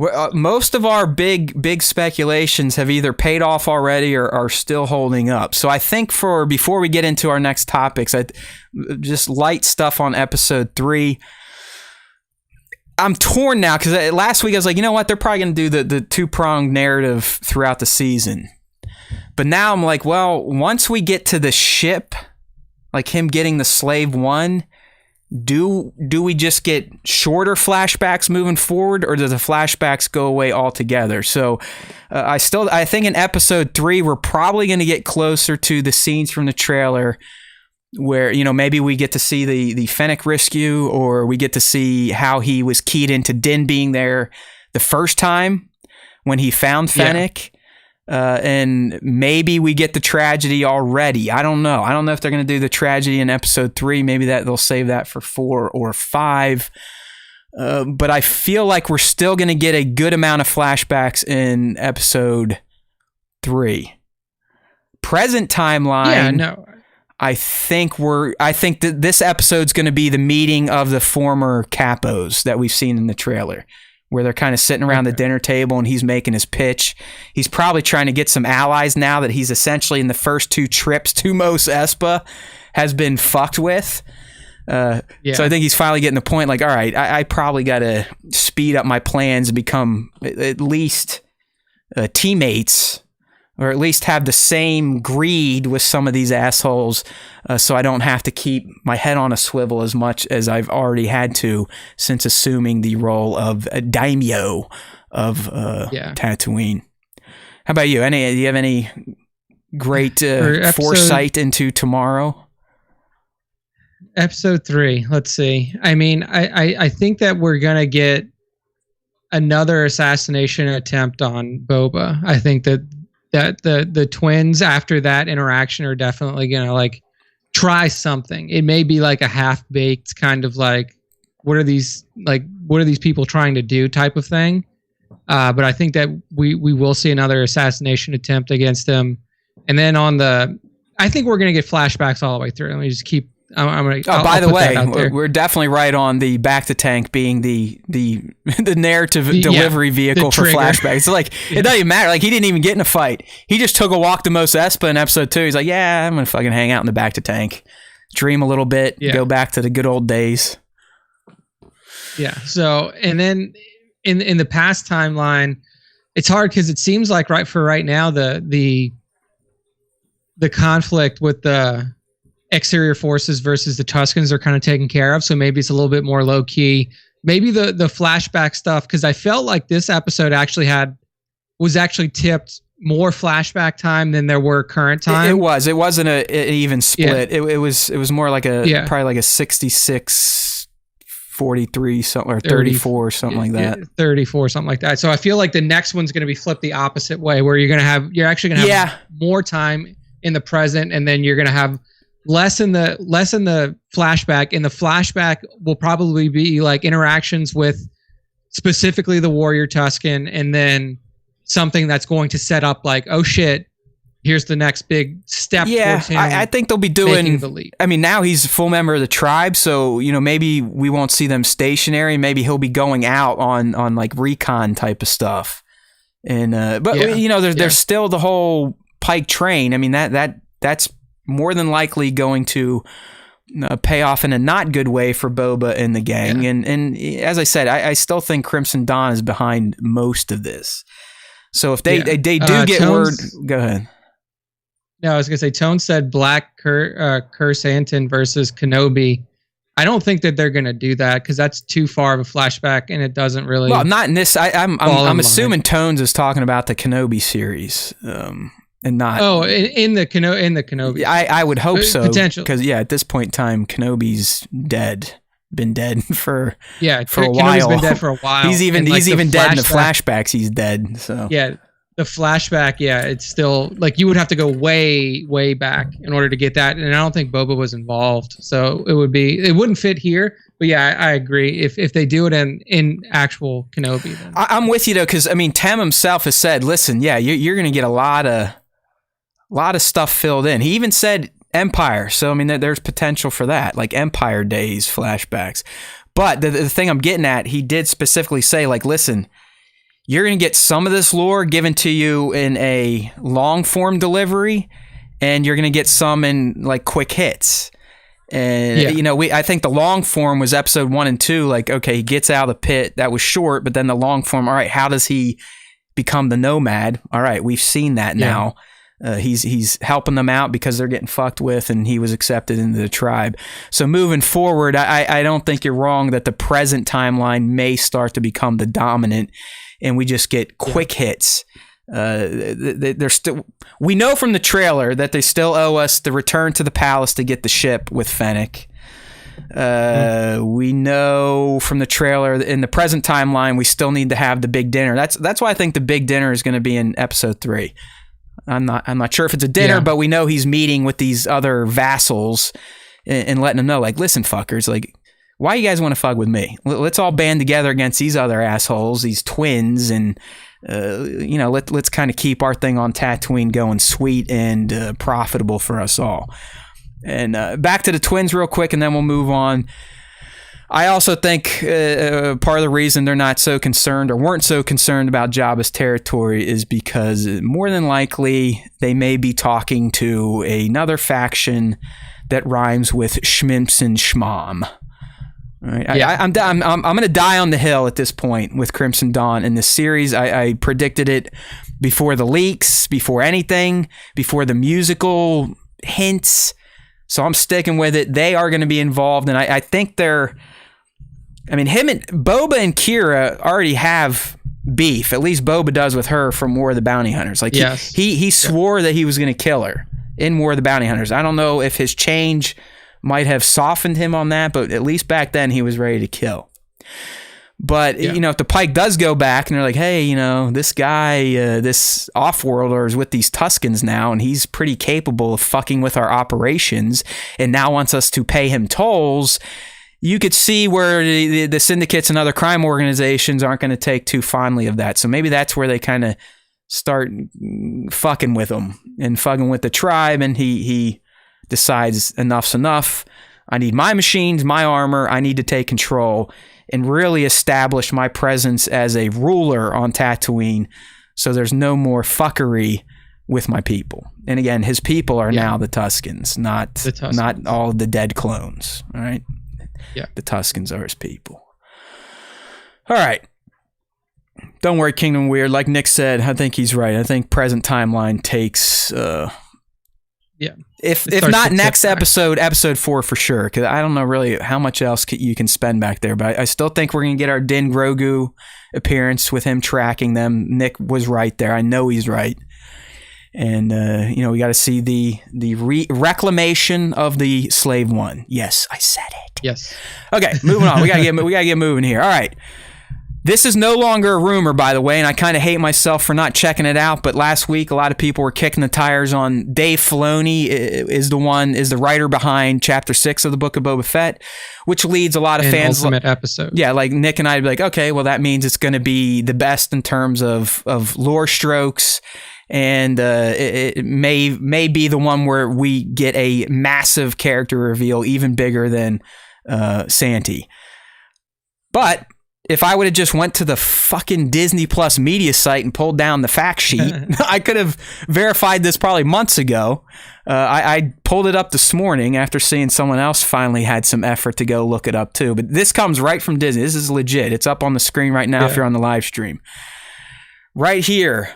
Dave is on episode 6, but he co-wrote it with John. All right, so this isn't like the other Dave episodes where he, I believe, was sole writer. Wrote and direct. Yeah. So, yes, this is true. Dave is in charge, did have a hand in writing the story for episode 6, but so did John. It does not confirm, this sheet does not confirm which episode Dave directed, but come on. If episode 6 the only one he is getting a writing credit on, John has all the rest.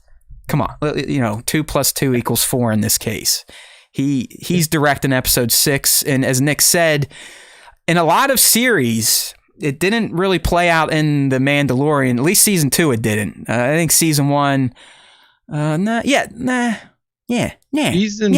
Was episode 7 in season 1, did you consider that to be more of like, or was it 8 when they had the fight and then at the end you see the darksaber? I think it was 8. No, that was the big one. Yeah. I think the best example of like the penultimate being clearly better recently was Bad Batch. Yeah, Bad okay. Batch S1. Yeah, I was thinking, but there it seems like certain franchises pick one method over the other. Either save the big one for the finale, or blow your wad in the penultimate and then use the finale to set up the next season.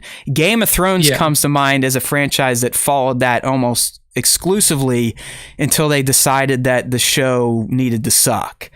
Because in Game of Thrones, like all the big stuff always happened in like episode 9. And then like the dust would settle and they would set up the next season with a cliffhanger of sorts. But anytime Filoni's involved, in Mandalorian season 1, I believe it was the first episode, you got the Grogu reveal. In Mandalorian season 2, it was the Ahsoka episode. Duh. So I don't know. I mean, is this where we bring in Cad Bane? That's what my first thought. There's some people are like, it could be Rex and Ahsoka. I'm like, I don't think so. Like Ahsoka and Boba, like, they don't. Why? I would say, why would they be in this show? Right.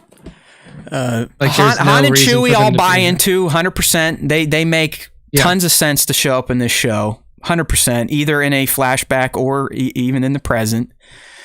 Here's another one. I mean, I know they didn't develop it too much in the first season, but we got to remember, Boba has a sister, a twin sister. Oh, sister, Obi-Wan hid you at. So Omega clearly has potential for the series. I just don't know if they've primed her enough in the cartoon yet for her dumping into live action. But she would be the same age as Fett. She's going to have the same skill set just genetically built into her. And you'd have to expect if she spends a good part of her young life with the Bad Batch, she could possibly be even more of a badass warrior than Boba himself. Yeah, and that's a Dave creation. I mean, anything animated, Dave is the god of that, just like he is with most other things. But those are his babies, right? These are the stories and characters that he has now been cooking up on his own without Papa Lucas. So I'm looking more like, what are the characters directly associated to Boba Fett in his past, maybe even in Mando, and to me that it's Omega, Han, Chewie, Cad. Yeah. I don't see I don't see Rex making sense. I don't see Ahsoka making sense. No. I don't want, if it is Han and Chewie, I don't want it to be Harrison. Like, look, and don't take this the wrong, I love Harrison Ford. He is mentally done with Star Wars. I mean, he's far past admitted that. And then also you would have to do so much de-aging work on him that you're kind of missing the point of bringing the characters in. Like, if you're gonna have Han and Chewie in there, and this is my reason for just not wanting Han and Chewie to be in this show at all, it should be Alden, rightfully, because he is the active Han Solo that's in Star Wars right now. But it also, like, you have to have good suspension of disbelief because you're now working in an area where this was fucking Han's prime. Yeah. Like, this was when Harrison was Han. And like, yes, I don't know. I know Tone says that, like, they saw Ford on set, or supposedly saw Ford on set. I don't want it to happen. I don't want Harrison, like, de-aged 50 years in this show. Like, just don't bring in Han and Chewie if that's your idea, or if you do it, bring in Alden. And like, you're not wrong. And I think if they did Alden, a lot of people's heads would explode just because that's how Star Wars fans are. But it's like, look, you gotta, like, people, like, Star Wars bitches out there need to realize that it's not fucking 1975 anymore. Like, hashtag Star Wars bitches, get it trending. Yeah, Nick just said it. Let's do it. Yeah. It's not, we're not in the 70s and 80s anymore, people. Like, if you want to live in that timeline exclusively, like, go for it and enjoy your time. And, like, flares are coming back so you can keep wearing your fucking bell-bottom jeans and shit. But, like, look, Star Wars has moved on from that time period and needs to survive. And if like the crazy people out there think that every problem can be solved by bringing back a 70-plus-year-old actor and just making them look young, then you're brain dead. Like, you need help. So, like, this is a situation where bringing in fucking Harrison Ford to play Han Solo in this TV series is just straight wrong. It's like, you shouldn't do it. Oh, this is my favorite part of the show. Like, when Nick gets angry, it's the best thing. I just let him go. Let him go.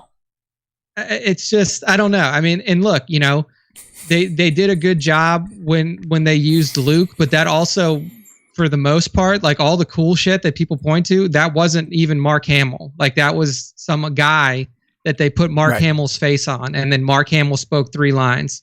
So, like, but he didn't even. They didn't even use his voice. We learned that in the end, they modulate. The version of Luke was as computer generated as it got. Like, even the voice they had to modulate from old clips to make him sound the same. So, what if it's a casual thing, like maybe this, like a stinger almost, where it's just de-aged Harrison sitting down, not doing any action type of work, but him and Boba kind of having a reconciliation, like, all right, no, you're out 100%. It's time to move on. And, like, we've already moved on. Like, this guy is in a movie as Han Solo. People are clamoring for more Solo content with him in it, playing Han Solo. So like, if that's happening, if the fandom really does want to see more Alden as Han, Star Wars and bitches. you want to do it, like, just bring it right here. Yeah. This is the time to do it.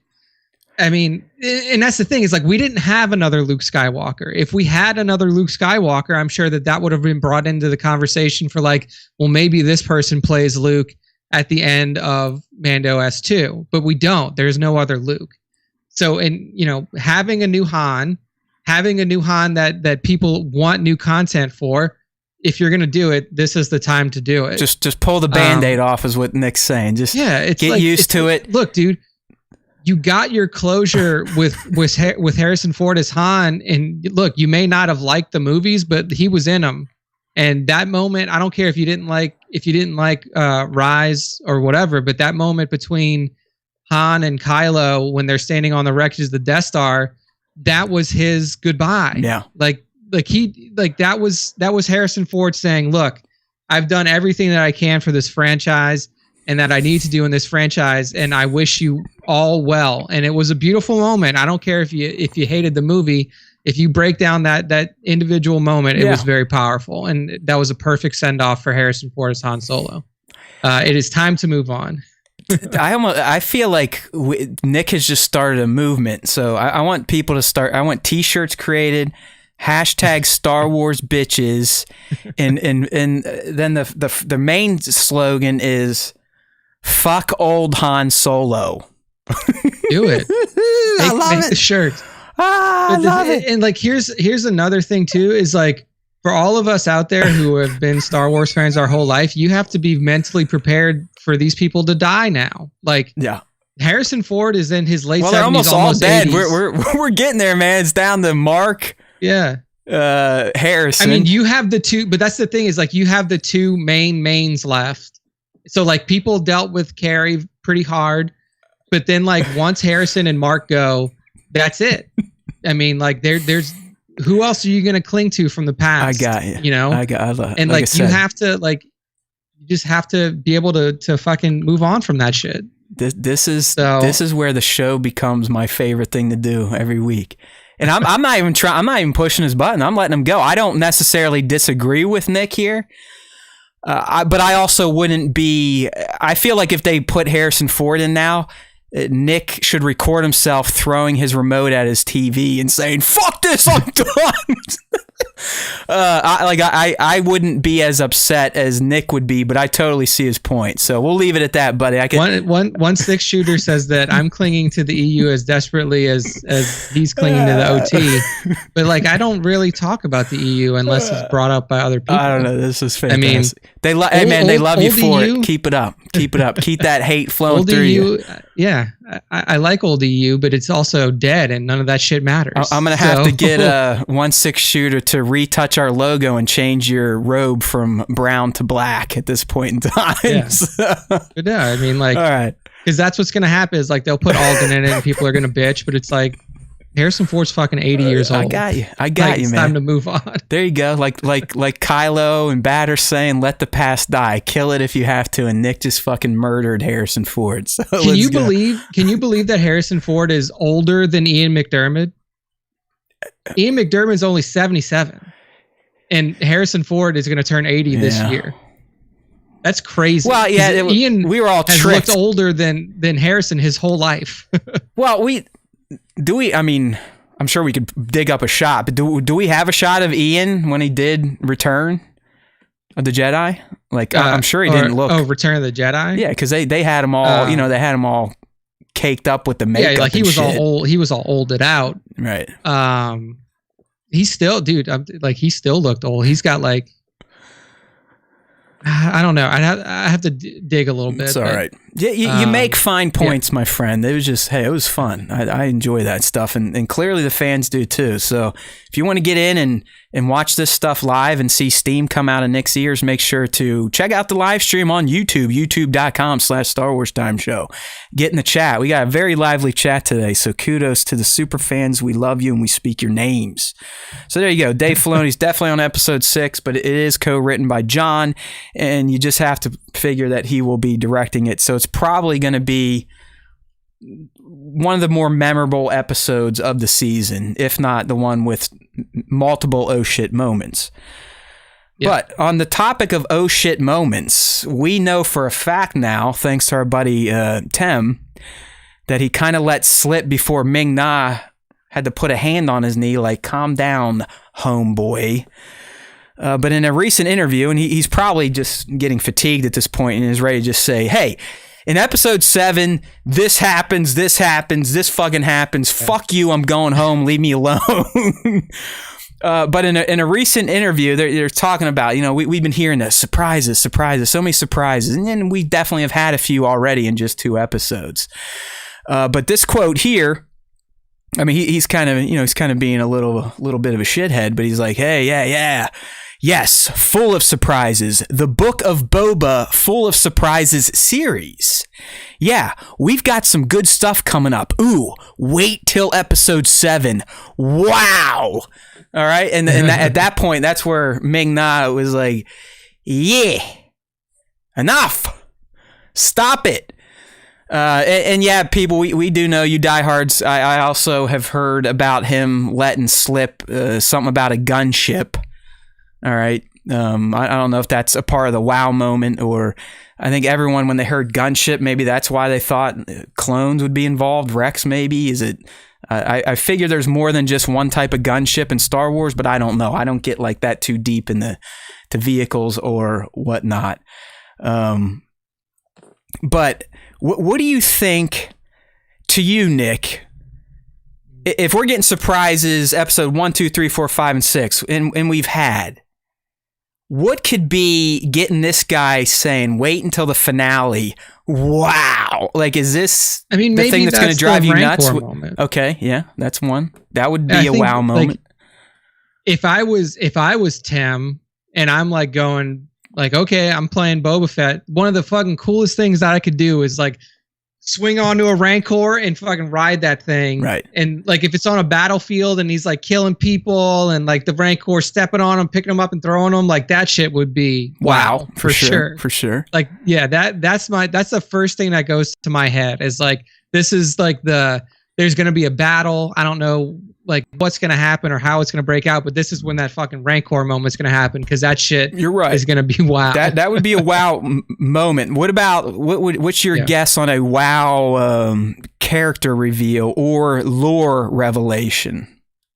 I think it for me, seeing Kira, and there's a I think there was a rumor. I saw a rumor. I don't even know. This may have been bullshit. But there's like, there's a solo character or, is going to get their own TV show or something like that, which we already know for Lando. So maybe somebody just got confused and forgot that Lando was making his own show. But if they bring in Kira and then they spin off Kira into like the Crimson Dawn series that we heard rumors about, then that would be a wow. Yeah. That would be seeing Amelia show up is a wow character for sure.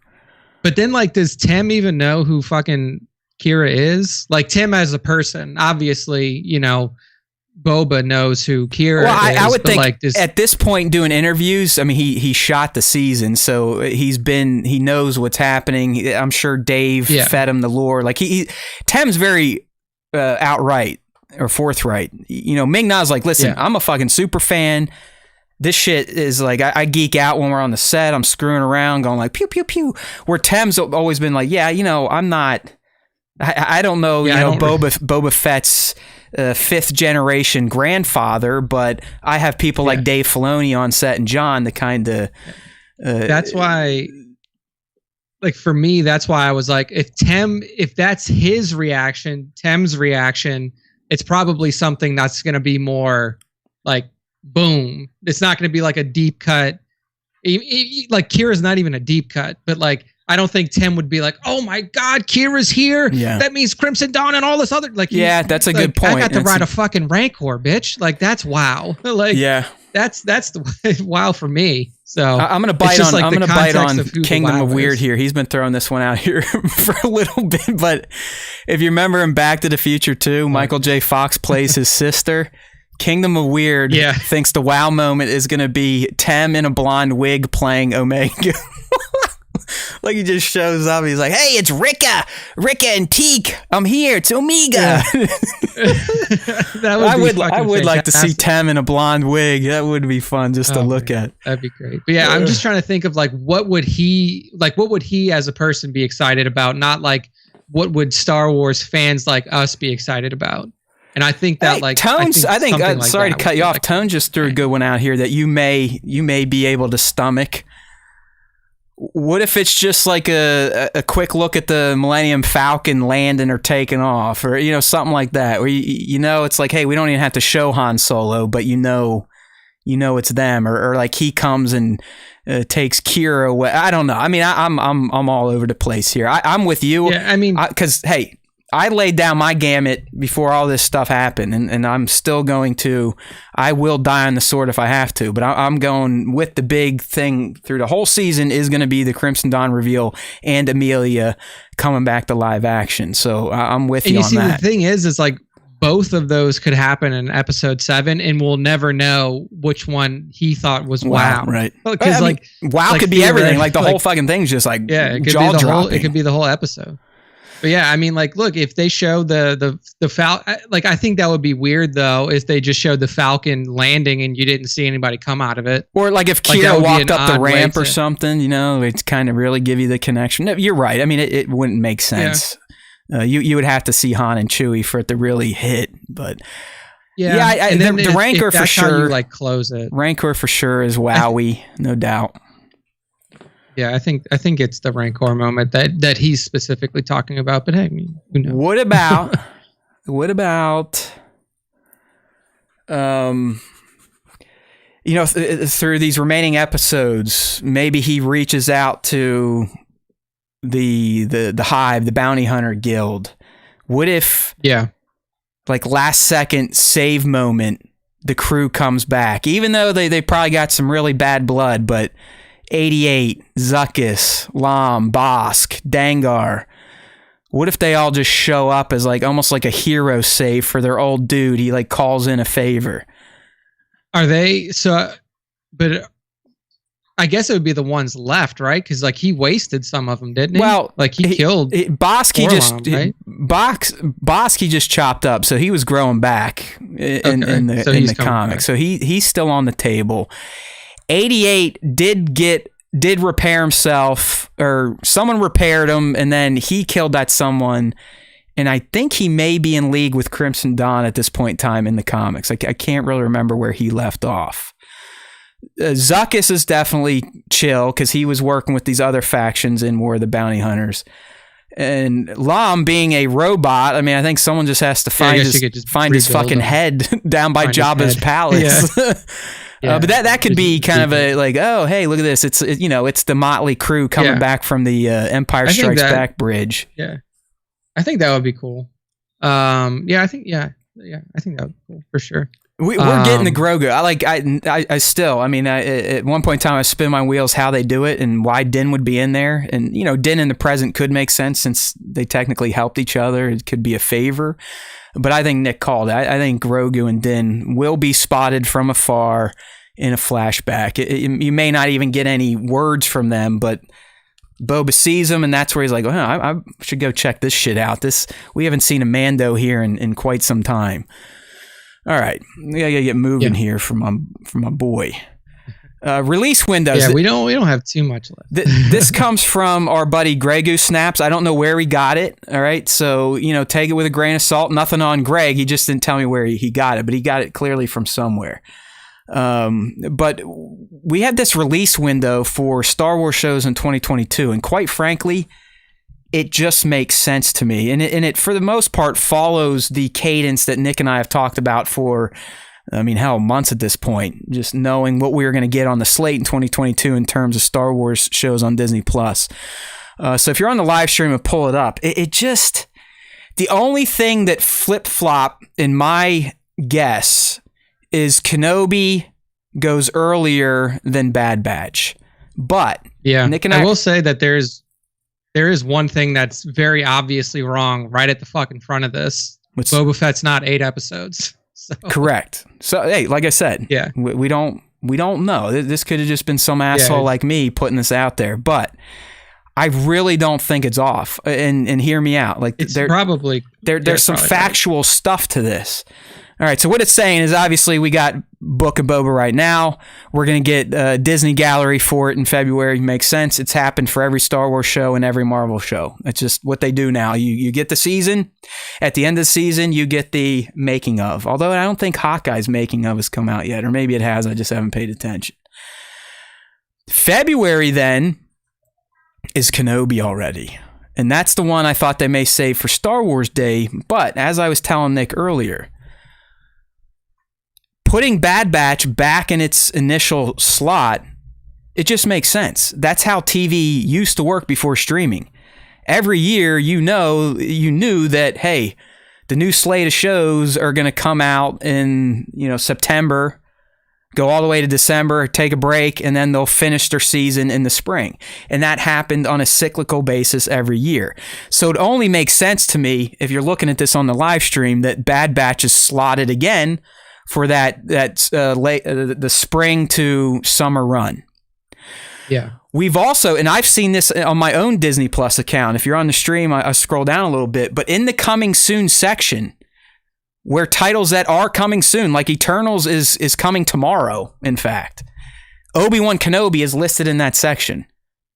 Nothing else is from Star Wars. I didn't see Bad Batch in there. I didn't see Andor in there. So I am inclined to believe, if this thing is legit, that Obi-Wan Kenobi could be our next show after Book of Boba Fett, taking us into March. Then we get his behind the scenes, hopefully. Then Bad Batch, which again would be running during their original time slot. Then Andor, July to October. This, again, based on a Disney earnings call, lines up to what was reported on that call. They said Andor should release during Disney's Q4, which, if you look it up, their Q4 just so happens to take place over the summer. Yeah. And then after that, we have a droid story, which we haven't heard shit on since, it was announced. The 2020 thing. They're saying it's going to be an animated movie that drops in October after Andor's Gallery. And then, just as we've all guessed, and we've said it here multiple times, Mando Season 3 hits November to December. So, while we can't confirm the source here, and it should just be taken as a rumor, I do 100% think this makes sense. This schedule makes sense to me. What say you? Yeah, no, it does make sense, 100%. This will be, like, if this is the true thing, then we're in for a way more packed 2022 than we did for 2021. I'm looking at this going, shit's going to suck for me until it's gonna December. I'm going to have, like, you don't really real fake Star Wars work to do pretty much every Wednesday through the next year. They're like, come on. Yeah. I want to be lazy a little bit. There's a reason we're not that big of a channel. It's because I'm a fucking lazy ass sometimes. But, oh well. I do hope this plays out, because I think... Don't you feel like just rolling off of Fett and these flashbacks and time on Tatooine, it almost makes sense to just roll into Kenobi, huh? Yeah, it does. All right. I mean, it makes sense to me. Like, we're so used to, I guess over the last 2 years, having it be like live action animated, where you're kind of flopping the two visual styles back and forth. But it makes sense because there are a lot more live action series now than there are animated. Especially since Clone Wars is wrapped. Bad Batch is your only animated series that's actively in development, at least that we know of. So yeah, I like this setup. And Tones, I know at one point in time I was like, they would never run Marvel and Star Wars concurrently, but they've already broke that rule. Well, they already broke it. Bad Batch ran alongside I believe Loki. Yeah, and then Book ran alongside of Hawkeye for a little bit. So yeah, I mean, the only thing is like there's really no break in the schedule. Like there's not a month where you don't have new Star Wars, which is, hey, I mean, that's totally fine if they want to do that. But yeah, I would assume that they would have at least built in a little bit of a content break, but I guess since they have so much shit, then they don't really need to. I mean, I hope it does play out, because I mean, I'm still of the thinking that Kenobi could be some of the greatest OT era content ever created, if not the greatest, if it plays out the way we're hoping and have heard about. Yeah, no, for sure. Anything Vader and Kenobi, like, come on. I have high hopes for Andor too. I mean, I think that it's probably not going to get as much hype and love as a Kenobi because it's not as prominent in the fandom. But in terms of fans that love lore and learning about where characters came from and how things kind of came to be that you've already seen, like me, I think it has high potential. And then clearly, we all know Mando season 3 is going to be a banger. So this is the biggest year for Star Wars TV to date since this little project started 2 years ago, and that is awesome. Yeah, for sure. So cool stuff. Good grab by Greggy. I don't know where he got it from, but good on you, Greg. Keep those sources coming. Go. It was something to talk about, and like I said, the roadmap does kind of make sense in my head. Which means it won't play out that way, and they'll say like, Hawkeye season 2 is a surprise February release. Kenobi's been canceled or something like that. Okay, Nick, we got one more before the fan segment here, and it's about the new KOTOR remake that you kind of put up here. Something about what we got. They're going to let people play it differently. Different play modes. The best way that I described this in the piece was that for those of you who've played Final Fantasy VII Remake, know that you can play it essentially, I mean, really 4 different ways. You could play it in classic mode, which is the classic turn-based style that you saw in Final Fantasy VII, the original one. Me. You have the... Huh? I'm gonna. Hopefully they talk about like an FF7 remake mode where it does everything for you and you just have to sit there and hold the controller.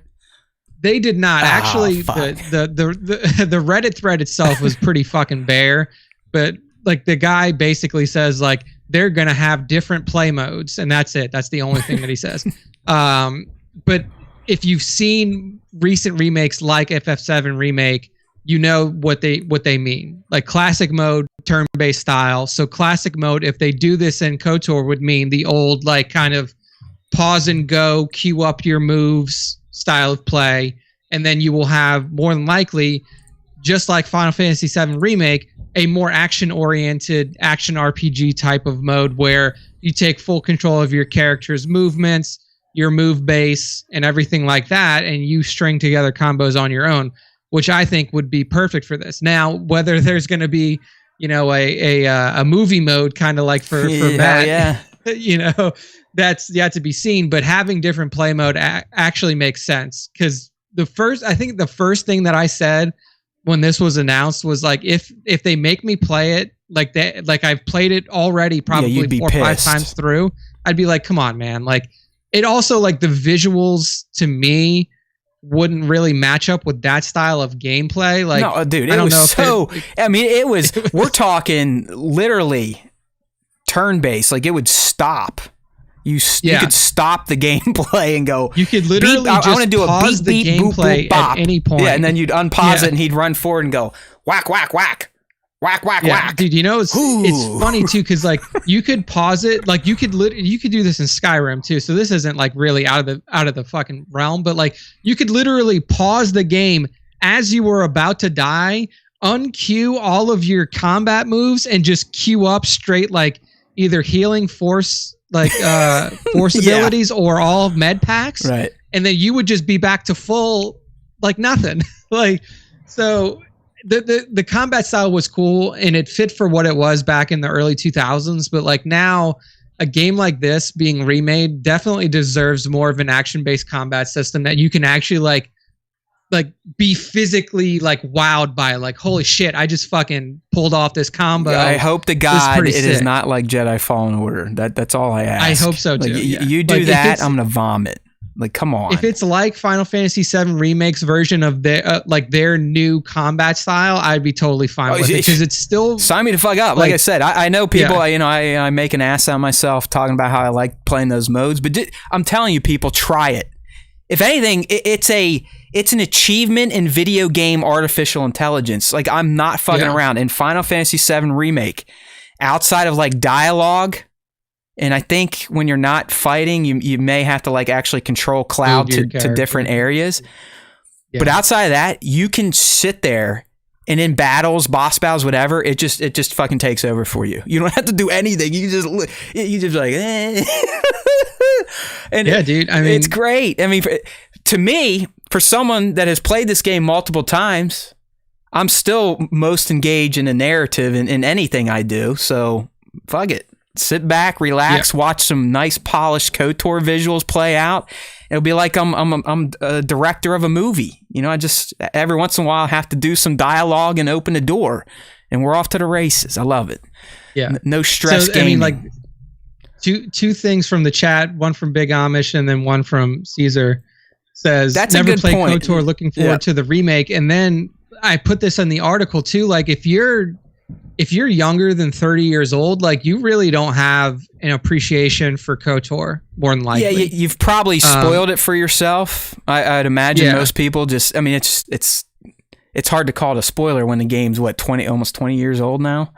I mean, it came out in 2003. Yeah, so it's yeah, there. It's 19 years It's old. long in the tooth. So I'm not going to feel bad about that, but. That was still when that game came out. Everything about it was magical, but it was the fucking ending where no one, because you know, internet was still bullshit back then. And no one knew anything. No one knew that twist was coming. You had no fucking clue. I mean, yeah, there were hints along the way, but when it happens, you're like, "Fuck!" They just pulled this off in a video game. Like, wow. Yeah.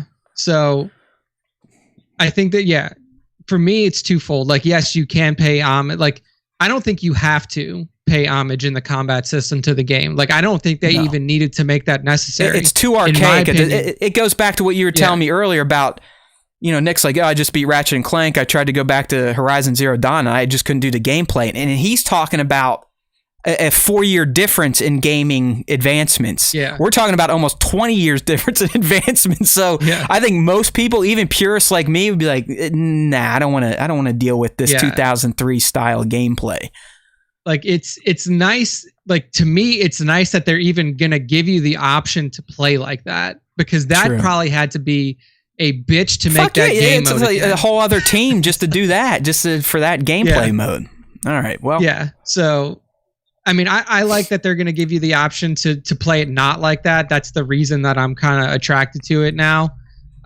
So it's cool to see that they've taken a cue from Final Fantasy VII Remake and been like, hey, look, we'll give you the old, but we're also going to give you something new. So, all right, and I'd imagine we'll probably get more looks at this game as the video game season comes into full swing in terms of like hey, this is what we're doing season, which usually kicks off in March and runs through most of the summer. Probably not going to get back to the shows like we used to, the PAXs and the GDCs and the E3s and the Gamescom and Tokyo Game Show, all that fun stuff. But that's usually when you get the big, or you know, maybe a trailer, gameplay stuff, shit like that. This game's probably still a 23 title at best. I would say.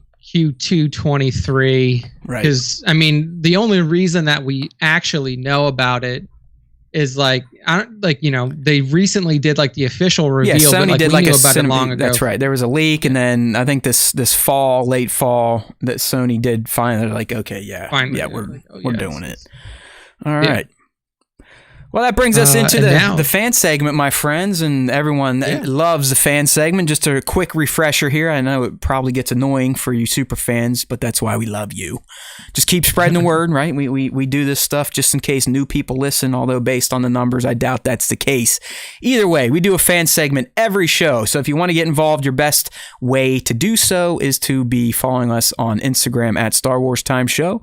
We launch with the question of the week, which gets put up on our Instagram account every Tuesday, both in the story and as a post. You just got to leave a comment, and we may choose to read it on the show and dissect it, maybe make fun of your grammar skills or your opinion. All right, so if you're up for that, you know what to do.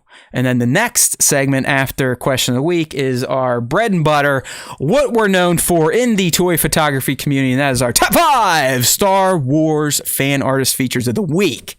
So, Nick, before we get to your picks, let's go ahead and see what the fandom had to say about the Book of Boba Fett S1E2, which was our question of the week. I added a little negativity in again. Right, so what was your favorite or least favorite part? Because that seems to get Star Wars fans excited if it's negative, right?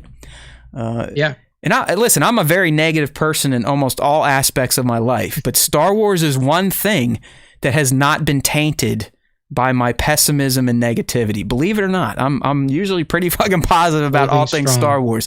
It took me a decade or so to come around in the prequels and not let them affect my real life, but I've gotten there. I'm fairly positive with Star Wars. All right, here we go. Oh, here we not go. Okay, there we go. All right, so the question of the week, what was your favorite or least favorite part from episode 2 of the Book of Boba Fett? And Nick, what do we got here? Starting with our First boy up, Tones. We have Tones. You could tell Tones was excited. Let me take this one because I like to do cats. the like I'm acting and really enunciate. So bear with me, people. I'll back up from the mic a bit because Tones went full caps. Holy fucking shit! That episode was absolutely phenomenal. So much awesome content.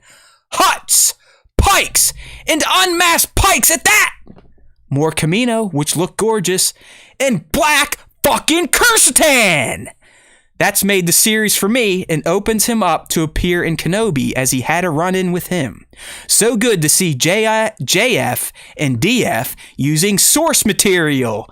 Couple of minor gripes. The perspective looked a little off on the approach to the palace and inside the Rancor pit, and the tricky little bugger like tricky little Sleemo would have sounded better. Oh, and Mullet Guy. Mullet guy. LOL, LOL, Mullet guy. LOL. All right. Mullet guy was fucking cool. There you go, Tones. How'd I do? Did I capture your feelings for that one? I think you grabbed it. Okay. It was a good one. Yes. Good stuff. All right. Next up, Amusing King says, I love learning about and seeing more of the Tuscans. I was definitely hyped for the present day Boba, but these flashbacks have been great to see his growth and character development. The train scene was epic and loved him crafting his gaff. True. Yeah. True. Definitely. True statement. On the train. True statement. Mr. Amusing King. Next up. Yes. Your favorite guy. He's back. Every time Grief Cardboard comments, we just got to sneak it in there. He said, my favorite part was when the twins made their appearance. The sweat rag, quote unquote rag, because it was a rat, being used was fucking hilarious. I also thought it was great to see the pikes. I know we've seen them in Solo and Clone Wars, but have we seen them without their masks? Not until on? now. Least So favorite. You got not it. Until now, yeah. You got it. Least favorite part or parts says may have been the receptionist at the mayor's office and lack of cardboard appearance. It's all for Grief Cardboard. Whenever Grief Cardboard is not in it, it's a least favorite. Grief Cardboard. If they comment, they make it. All right. That's See, dude, how it is. I actually disagree. I like the receptionist at the mayor's office because he was like completely oblivious to who Boba Fett was. He was like, "Do you have an appointment?" No, and then I'd get the fuck out of here. Like, no, I'm with you. Like I know Tones didn't like him. It doesn't seem like Grief dug him too much. But I thought he played his role perfectly. To be honest with you. Oh yeah, I thought that was great because it just goes to show you that like Boba Fett has always, I mean, like in bounty hunters and like people in this galaxy in general, always have an inflated sense of self, especially when you work in the underworld. So do fans of said people. Yeah, apparently so. And then like he just walks up to a guy, like he's just this dude is a clock puncher on the clock. He's like, look, man, you don't have a fucking appointment. Yeah, why are you bothering me? Yeah, get out of here. It was. I thought that was perfect. Maybe it was. I don't know. Maybe it was like the humor. Tones is saying he just didn't like his look. I don't know. Like, I don't. To me, it seemed like it was one of Robert's like extended relatives. He's like, hey, you want to come down and get in Book of Boba Fett today? You got a sweet stash and mullet, so I'm gonna slap a hat on you. You'll be a receptionist for the mayor. Yeah, no, dude, I thought it was. Thank you, great. Cardboard. We always love to see you. All right, the Imperial Communique says, I'm still trying to figure out what the hook of the show is. I like it, don't get me wrong, but it's not clear to me what's motivating Fett or why he's doing what he's doing. Unlike The Mandalorian, which had a clear hook and perfect character motivation. So the thing about this is, I think that we've talked about it a lot. Like the flashbacks are telling us why he's doing what he's doing now. So we haven't really gotten the hook yet. But that's what's cool about this is like you're seeing what's going on in the present, right? But the past that we're seeing is informing it. Like we're getting in little bits like why he chose to walk this new path that he's walking. So someone needs to get the Imperial Communique listening to our breakdowns because maybe that would help. Yes. Like instead of fighting this person in their comment, because I could take the path of like what fuck show are you watching? But instead of saying that, go ahead, rewind this. Maybe I'll remember to put timestamps in the video again, which are kind of helpful for those of you that may watch the live stream after it's been recorded. I was on a roll putting in timestamps, so you could just kind of skip the segments you wanted to listen to. But I've, again, during my 4 weeks of debauchery and not working, I've kind of let that go. But seriously, if anyone knows this person or want to reply to them, let them know. Like, hey, just check out their breakdown. Maybe we'll. But to me, the motivation is going to be some sort of atrocity committed against the Tuskens. I think that's his motivation to get his stuff back. And then after you got to remember, he didn't go after Din to help him. He went after him to get his fucking armor. And then he realized, like, all right, by me doing that, I kind of got your kids stolen. So now that I'm a better person and believe in family, and I have one of my own now, I'm going to help you out for this. But you got to remember, right after he helped him out and picked up Fennec, they went right back to the fucking palace to start this crime lord shit. So I'm sticking with that, and hopefully Imperial Communique listens to the breakdown, and we have now shed clarity upon the motivation. Oh, whoa, hey, oh, watch out. I'm getting happy fingers here. Oh, geez. Going too far. Yeah, there you go. Too far. All right. Last up this week is Zabrak Captain. He says, my favorite part is the last 10 minutes. Boba Fett 100%. Achieving his Tusken clothes and making his new gaffy. I love it. Yeah. No, I mean, that was a huge moment. I said as much. I mean, to me, everything from the Spirit Walk on, I know most fans probably didn't dig it because he's not flying around on a jetpack and smashing heads, but I've always been someone that loves the intricacies of lore and what makes a character do what they do. And just seeing him go through that the Spirit Walk, essentially, and coming back and molding his stick and making that stick we saw him using so expertly in The Mandalorian, the same stick we saw on his back in the silhouette of Mando S1E2. I love all that shit. All those little payoffs that people are like, yeah, whatever. That stuff's golden. But like I said, the dance scene around the fire is one of my favorite little Star Wars moments at this point in time. Just loved it.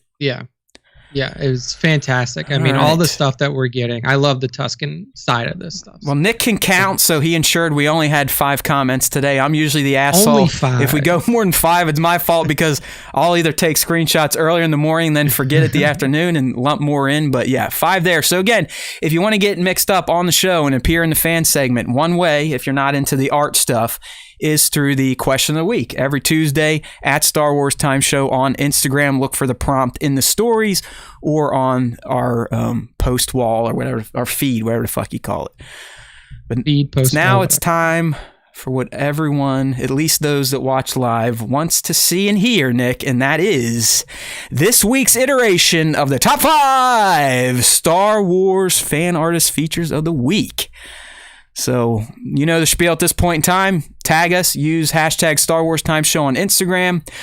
Throughout the week, I will look through both of those, even though the tagging makes me want to stab my own balls and punch myself in the face because of the Instagram's new notification system. But I'm getting used to wasting my life going through, like 60 to 100 a day. Like, okay, click on it so you little dot goes away. Like, I can't handle it, Nick. I can't handle seeing the dots.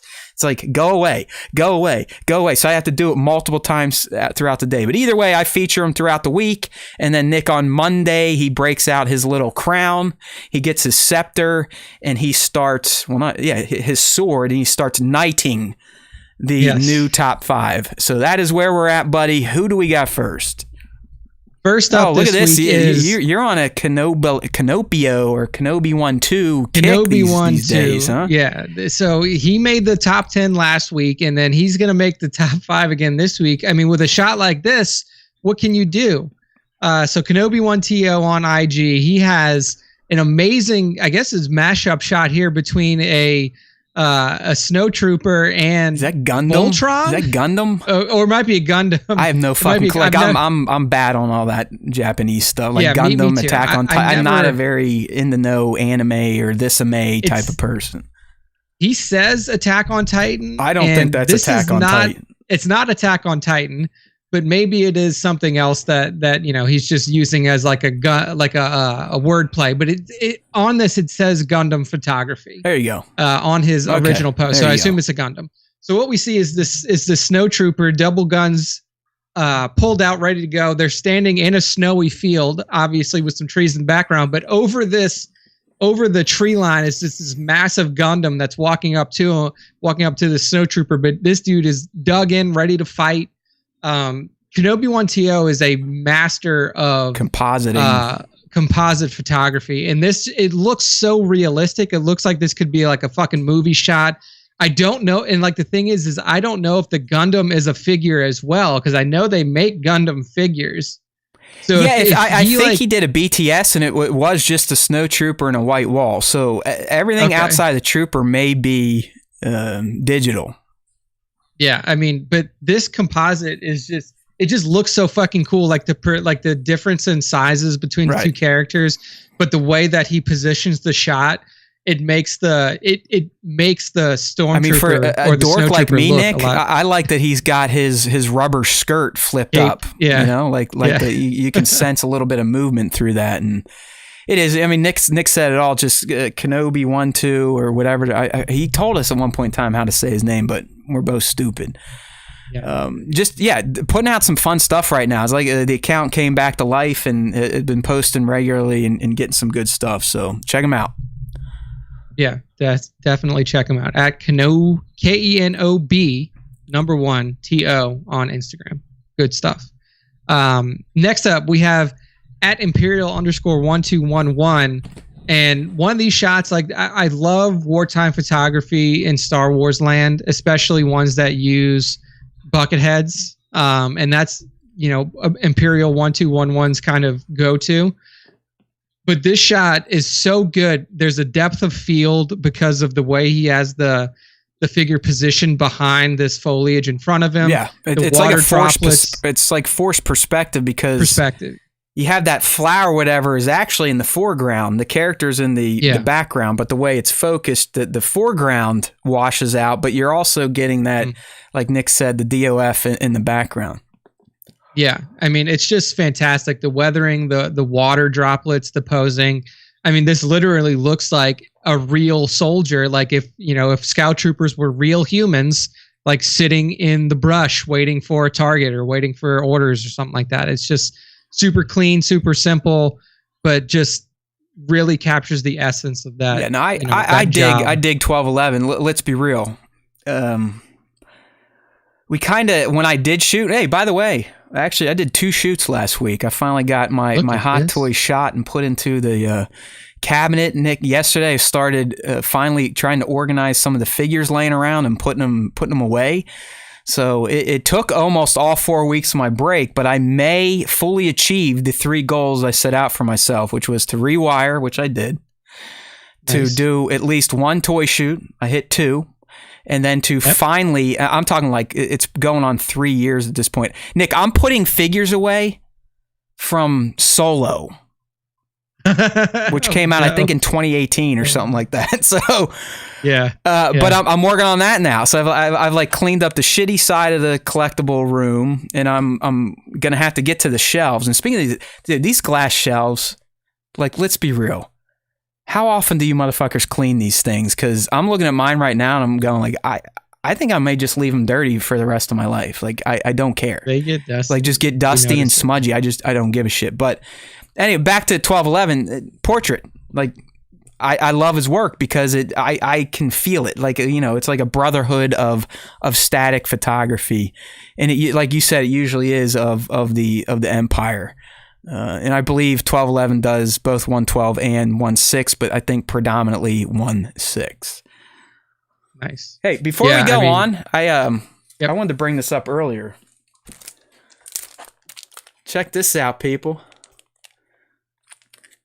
Speak and you shall receive. I don't know if people remember a few weeks back when we featured Sean Forney art, like one of his Mando print.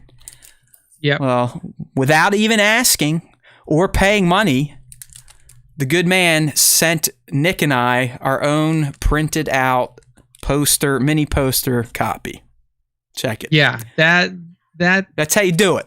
Is just next level kindness from Sean. That's how you do it. And then also, I mean, that was the shot that was featured in the top 5, a couple weeks ago. I mean, it is some beautiful stuff. He left a little note. Thanks for your support for you and Nick. He sent one for me and one for Nick. So I got to get Nick's down there at some point in time. I'll try to do it before 2022 is over.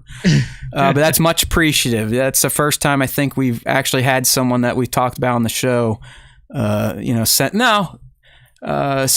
no, you've bought stuff, I think, from everyone. I bought a lot of stuff. At one point in time, I was on like... Jared sent me the replacement. There you go. Well, he sent me the huge poster because the one that I bought from him got rained on. So that was the only other time I think somebody sent something to us for free. Yeah, everything Kylo, when he was still around, I remember getting like a Christmas print from him. And then at one point, I was Christmas on Work More or Less's like Christmas print list, but I think I've been excommunicated from that at this point. Did not get one this year. But no, hey, listen, I'm just fucking around. We're not looking for anyone to send us anything for free. I think what Nick does is fantastic, trying to help you all out that are trying to sell your art. But we also won't turn it down if you do send it to us. So if you're out there and you want to send us shit, even like knickknacks and tchotchkes, hit us up. We'll take it. Yeah, no, for sure. And look, I'll find places in my room to hang them or whatever. I'm running a little short on wall space now, but I'll find places to prop stuff up and to display. At Imperial_1211, good follow if you're into like Star Wars portrait photography.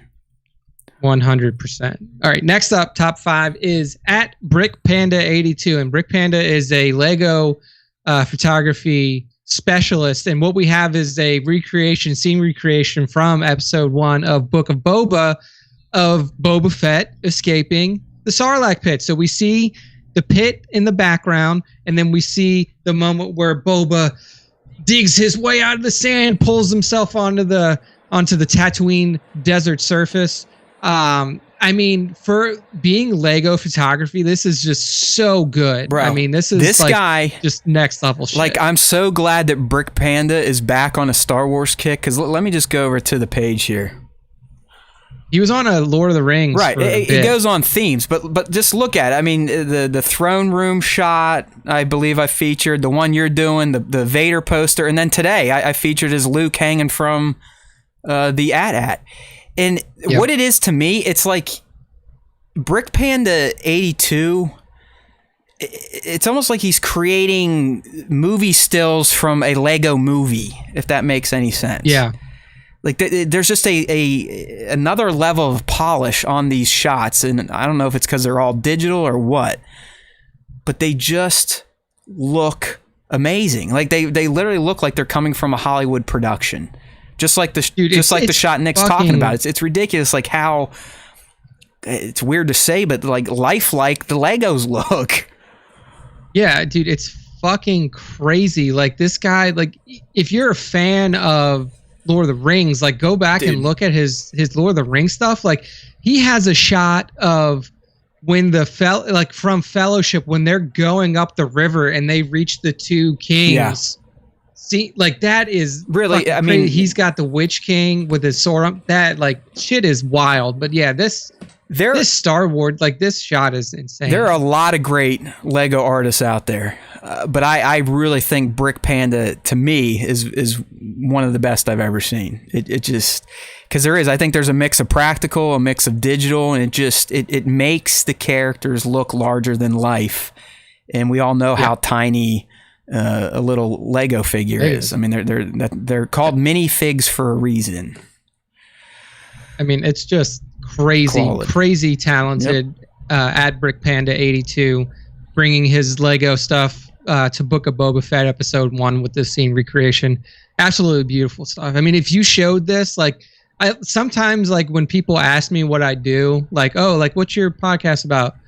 I'll tell them like it's Star Wars stuff, but like I show them like some pictures, like, oh look, toy photography. If you've never seen it, like here's some people. Like so I'll like, if we're talking about like toy photography, I'll bring up like, 1/6 or Work More or Less Sir Dork, like some of the really high quality stuff. And then like people who are friends of the show. But like, if I ever bring up like Lego photography, I'm going to go straight to Tong Wars and Brick Panda and Ray, the numbers. Oh, that's right. I haven't seen 030700 REY in a long time. I hope they're okay or they just stopped tagging, because that's what it is. It's not like we purposely block people or don't show stuff. These days, if you're not tagging us or we don't see your stuff in the feed to put a like on it, we're not going to see it, period. It goes away. Ray hasn't posted since August 15th, right, well, 2021. Hopefully they're all right. But real quick story that you brought up the show and telling friends about it. So, my kid, she's 5.5, almost 6, starting to understand life much more. And sweetest thing yesterday, like it touched me when we were talking about Daddy's Star Wars work and the show, and she's like, well, who's your boss? I said, well, Daddy's probably the boss of the Star Wars Time Show. And Nick, she looked at me like, holy shit, my dad, he's a boss of, like, they're on YouTube and talking about, like, it was like, it was very sweet, but, in my dark soul, I'm like, well, one day she'll learn that one day she'll realize I'm just a fucking loser in my basement, and that's going to suck. But it's pretty sweet when your kid, when your kid thinks you're like something special because you say you're a boss of something and they can see you on YouTube. So I thought that was pretty sweet. But so she's like I said, she's starting to understand the world a bit more, but clearly doesn't understand that just because her dad's in the basement on YouTube doesn't mean jack shit. Like it's literally her dad's in the basement on YouTube talking to a couple hundred people a week. So, but that's why I love her. She made me feel special for like a nanosecond. Yeah. There you go. That's all it matters. If those around, I wish you get a solid. She's like, you're the boss of the Star Wars show, and it's like, whoa, my dad really is something special. But we all know that's not the case. Yeah. Okay. All right. This next one, Cute dude. Moment. Like, come on. This next one from Uncanny Figures. Like, give me a break. Yeah. Add Uncanny Figures on IG. This is next. Like, this looks like this was a shot taken for like the Entertainment Weekly. Fucking Leibowitz. Like, when Leibowitz goes to a production, I think the last one she did was TLJ, where she takes really nice photography of the characters in their costume. That's exactly what Uncanny Figures achieved here with the Mandalorian and Grogu inside the Razor Crest. Fuck that being a figure. You have no clue that's a figure. And there's one thing I want to tell you, just so you know what this is. This is that quarter scale figure. Okay, so it's large, but still, I mean, look at how this was composited together to make it look like this figure was in the actual Razor Crest. It's ridiculous. Yeah, the level of detail that Uncanny Figures puts into the shot is just mind blowing. Like you're talking about like full, like basically like full replica of this section of the Razor Crest.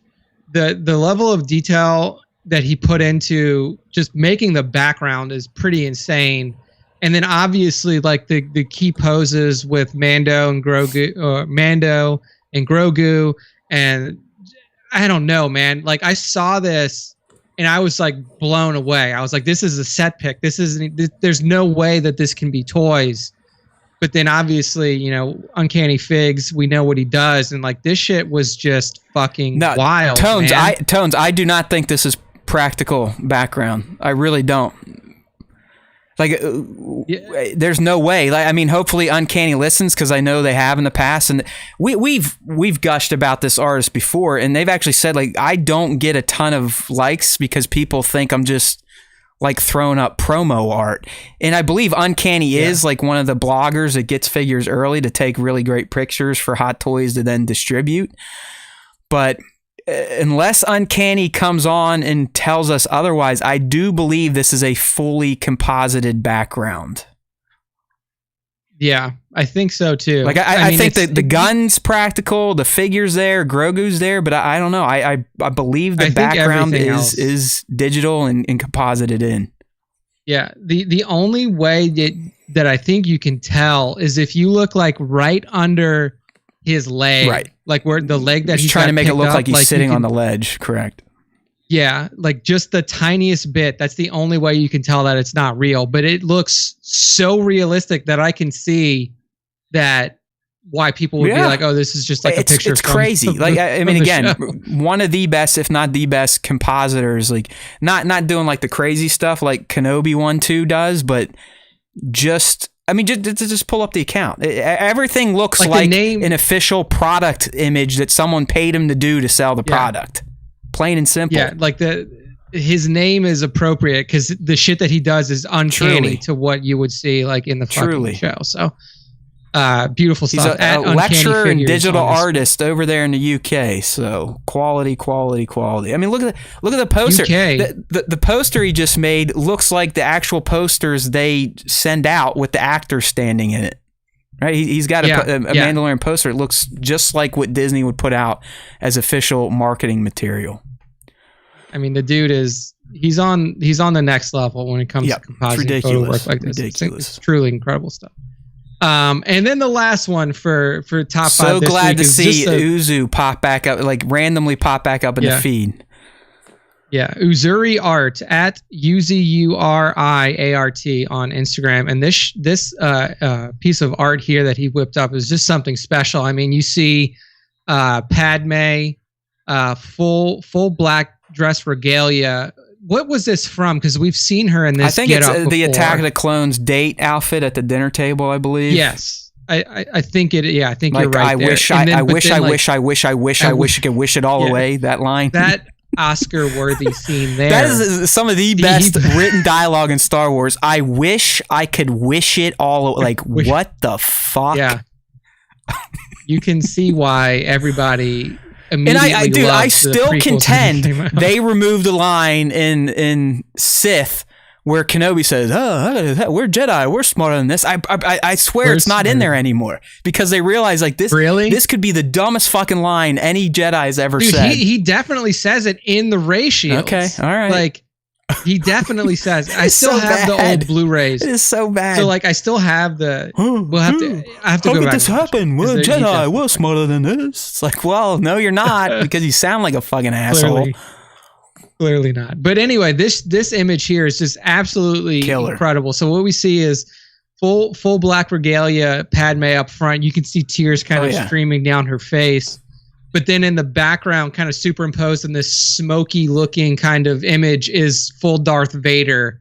And then just like the way that he towers over her, the smoke in the background, and then just like her face in this image is just so it's the sadness. Like you can emotional, see it. Yeah. You can even feel the sadness in Vader, and he's got a fucking helmet on. You can't see his eyes. I mean, this is just beautiful work, and it's who knows what style of real ass paint this is. Maybe Devin knows, but just, I mean, look at how it's illustrated. I love how it's almost like it's just like quick brush strokes, but it still forms the appropriate skin tones, lighting. It's wild. So, I mean, Uzu Re-Art, if you check out their page here, not sure if it's male or female. It's kind of hard sometimes, depending on the handle. All right. Doesn't seem like... Uzuri Hart commissions... they do commissions because it says commissions waitlist open. Awesome stuff. I mean, like, even if you look at the most recents, you have the hooded Boba Fett that we saw from episode 2. You have Black Kirsten Stan, and then you have Star Killer with Vader kind of superimposed in the background as well. I mean, this guy... I can't get the page to pull up, but oh well. Yeah, it took a while to load for me too. But even Whitwer dropped a comment on the most recent shot that he put up with Star Killer, Galen Merrick, and I mean, like, damn, the Santi picture is like shit. Yeah, I mean, this shit. I need to go through and do a mass like fest here to get Uzu back in our feed because they don't tag, which is fine, but I want to see this stuff. They're a big account. They're a big account, so I can kind of see. But yeah, and they also have like multiple focuses. Like they'll do like Overwatch, they'll do Marvel, they'll do like a ton of different stuff. Even a little League of Legends dropped in here with Arcane. So damn, I mean, truly incredible. I wish I had talent, like talent of any kind. You know what I mean? Like, yeah, I can just had talent of something. Yeah, like I can say with a straight face, I don't really have any talents. This shit, this is real talent. Like, it's still, I know we've said it a million times on this dumb show. It blows my mind that motherfuckers out there, us animals, because that's what we are. We are animals, can do this shit with their mind and their hands. It just makes zero sense to me. It's unbelievable. Beautiful work. It really is. It's like back in the day where they thought scientists were like witches. I mean, that's same shit to me with this stuff. Like they've sold something to some higher being or cosmic force that allows this to come out of their fingertips. Yes. So beautiful stuff from @Uzuri Art, and that's the end of the top 5, and that's the end of the show for this week. It was a longer show than we expected, but hey, that episode of Book of Boba Fett was worth it. So good stuff. Yeah, we've been leaking a little bit, but it's a little bit of the times because Nick and I we bullshitted for a minute and threw up our "Hey, we'll be here, drink a coffee" sign until like 2:35. But either way, as Nick said, we have just put E195 to bed. It was a fun one. It was a good one. Young Nick got angry, which means it was a lively show. I mean, anytime the young one gets upset, it's always funny for me, unless we're angry at each other. But when I'm just watching him get mad for because he's a fan and he has his opinions, and it was great. And I think the live stream audience appreciated too, Nick. So bravo on your performance today. Quite a show from young Nick. If you like what you heard, if you are new here, or if you are an existing fan and you need some more lines of bull to sell to people to get them to come over here to the Star Wars Time Show, just talk about when Nick gets a little upset on the show. It's a great moment to watch. Some fans laugh, some fans cry, some fans shudder in fear. You just do not know where he will go when he starts to travel the dark path. All right. If you do want to stick around and check out more of the show, maybe dive into the archives a bit, the best resource for that is StarWarsTime.net. That's right, people. StarWarsTime.net. It's free. It's on the internet. All you got to do is type in Star Wars Time Show and you will find it. Or if you want to take the long way, Star Wars Time, .net will get you there. And why do you want to go there? Well, you can always kind of check in on the topics we may be talking about on the weekly show, which we do every Tuesday for the stream, with the podcast only version coming out on Wednesdays, which is also a reason to go to StarWarsTime.net, because you can find all of our podcast platforms. If you're already on a platform and you have not give us a rating or review yet, we would ask you to kindly do so. We also love when, you all promote us or pitch us in your stories, tell us how we're the best podcasts out there. Keep it up.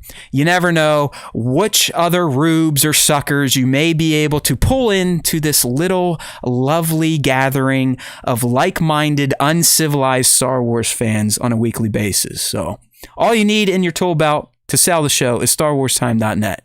That's it. That's where we're at. It's where the home is. All the platforms are there. You can even get to YouTube without even going to YouTube. StarWarsTime.net. Scroll down, find our little fat faces, click on the subscribe button, and you will get the keys to the kingdom. Just don't forget to click on the bell so you're notified of our weekly live stream. Or when we're in season, my dumbass will typically cut up and do some videos on Star Wars comics, or these days, breakdowns on the Book of Boba Fett. So if you can't wait to hear the gospel of Matt and what he thinks about the most recent episode of the Book of Boba Fett, you got to get subbed up to the YouTube channel, because that will be dropping tomorrow morning after I get up way too early to watch some Star Wars. Remember, my friends, there is always time for Star Wars time. Okay? That's all you got to know. If you keep that with you, you will do well in life. You will be entertained, or at least angered, once a week, because there's always time for Star Wars time.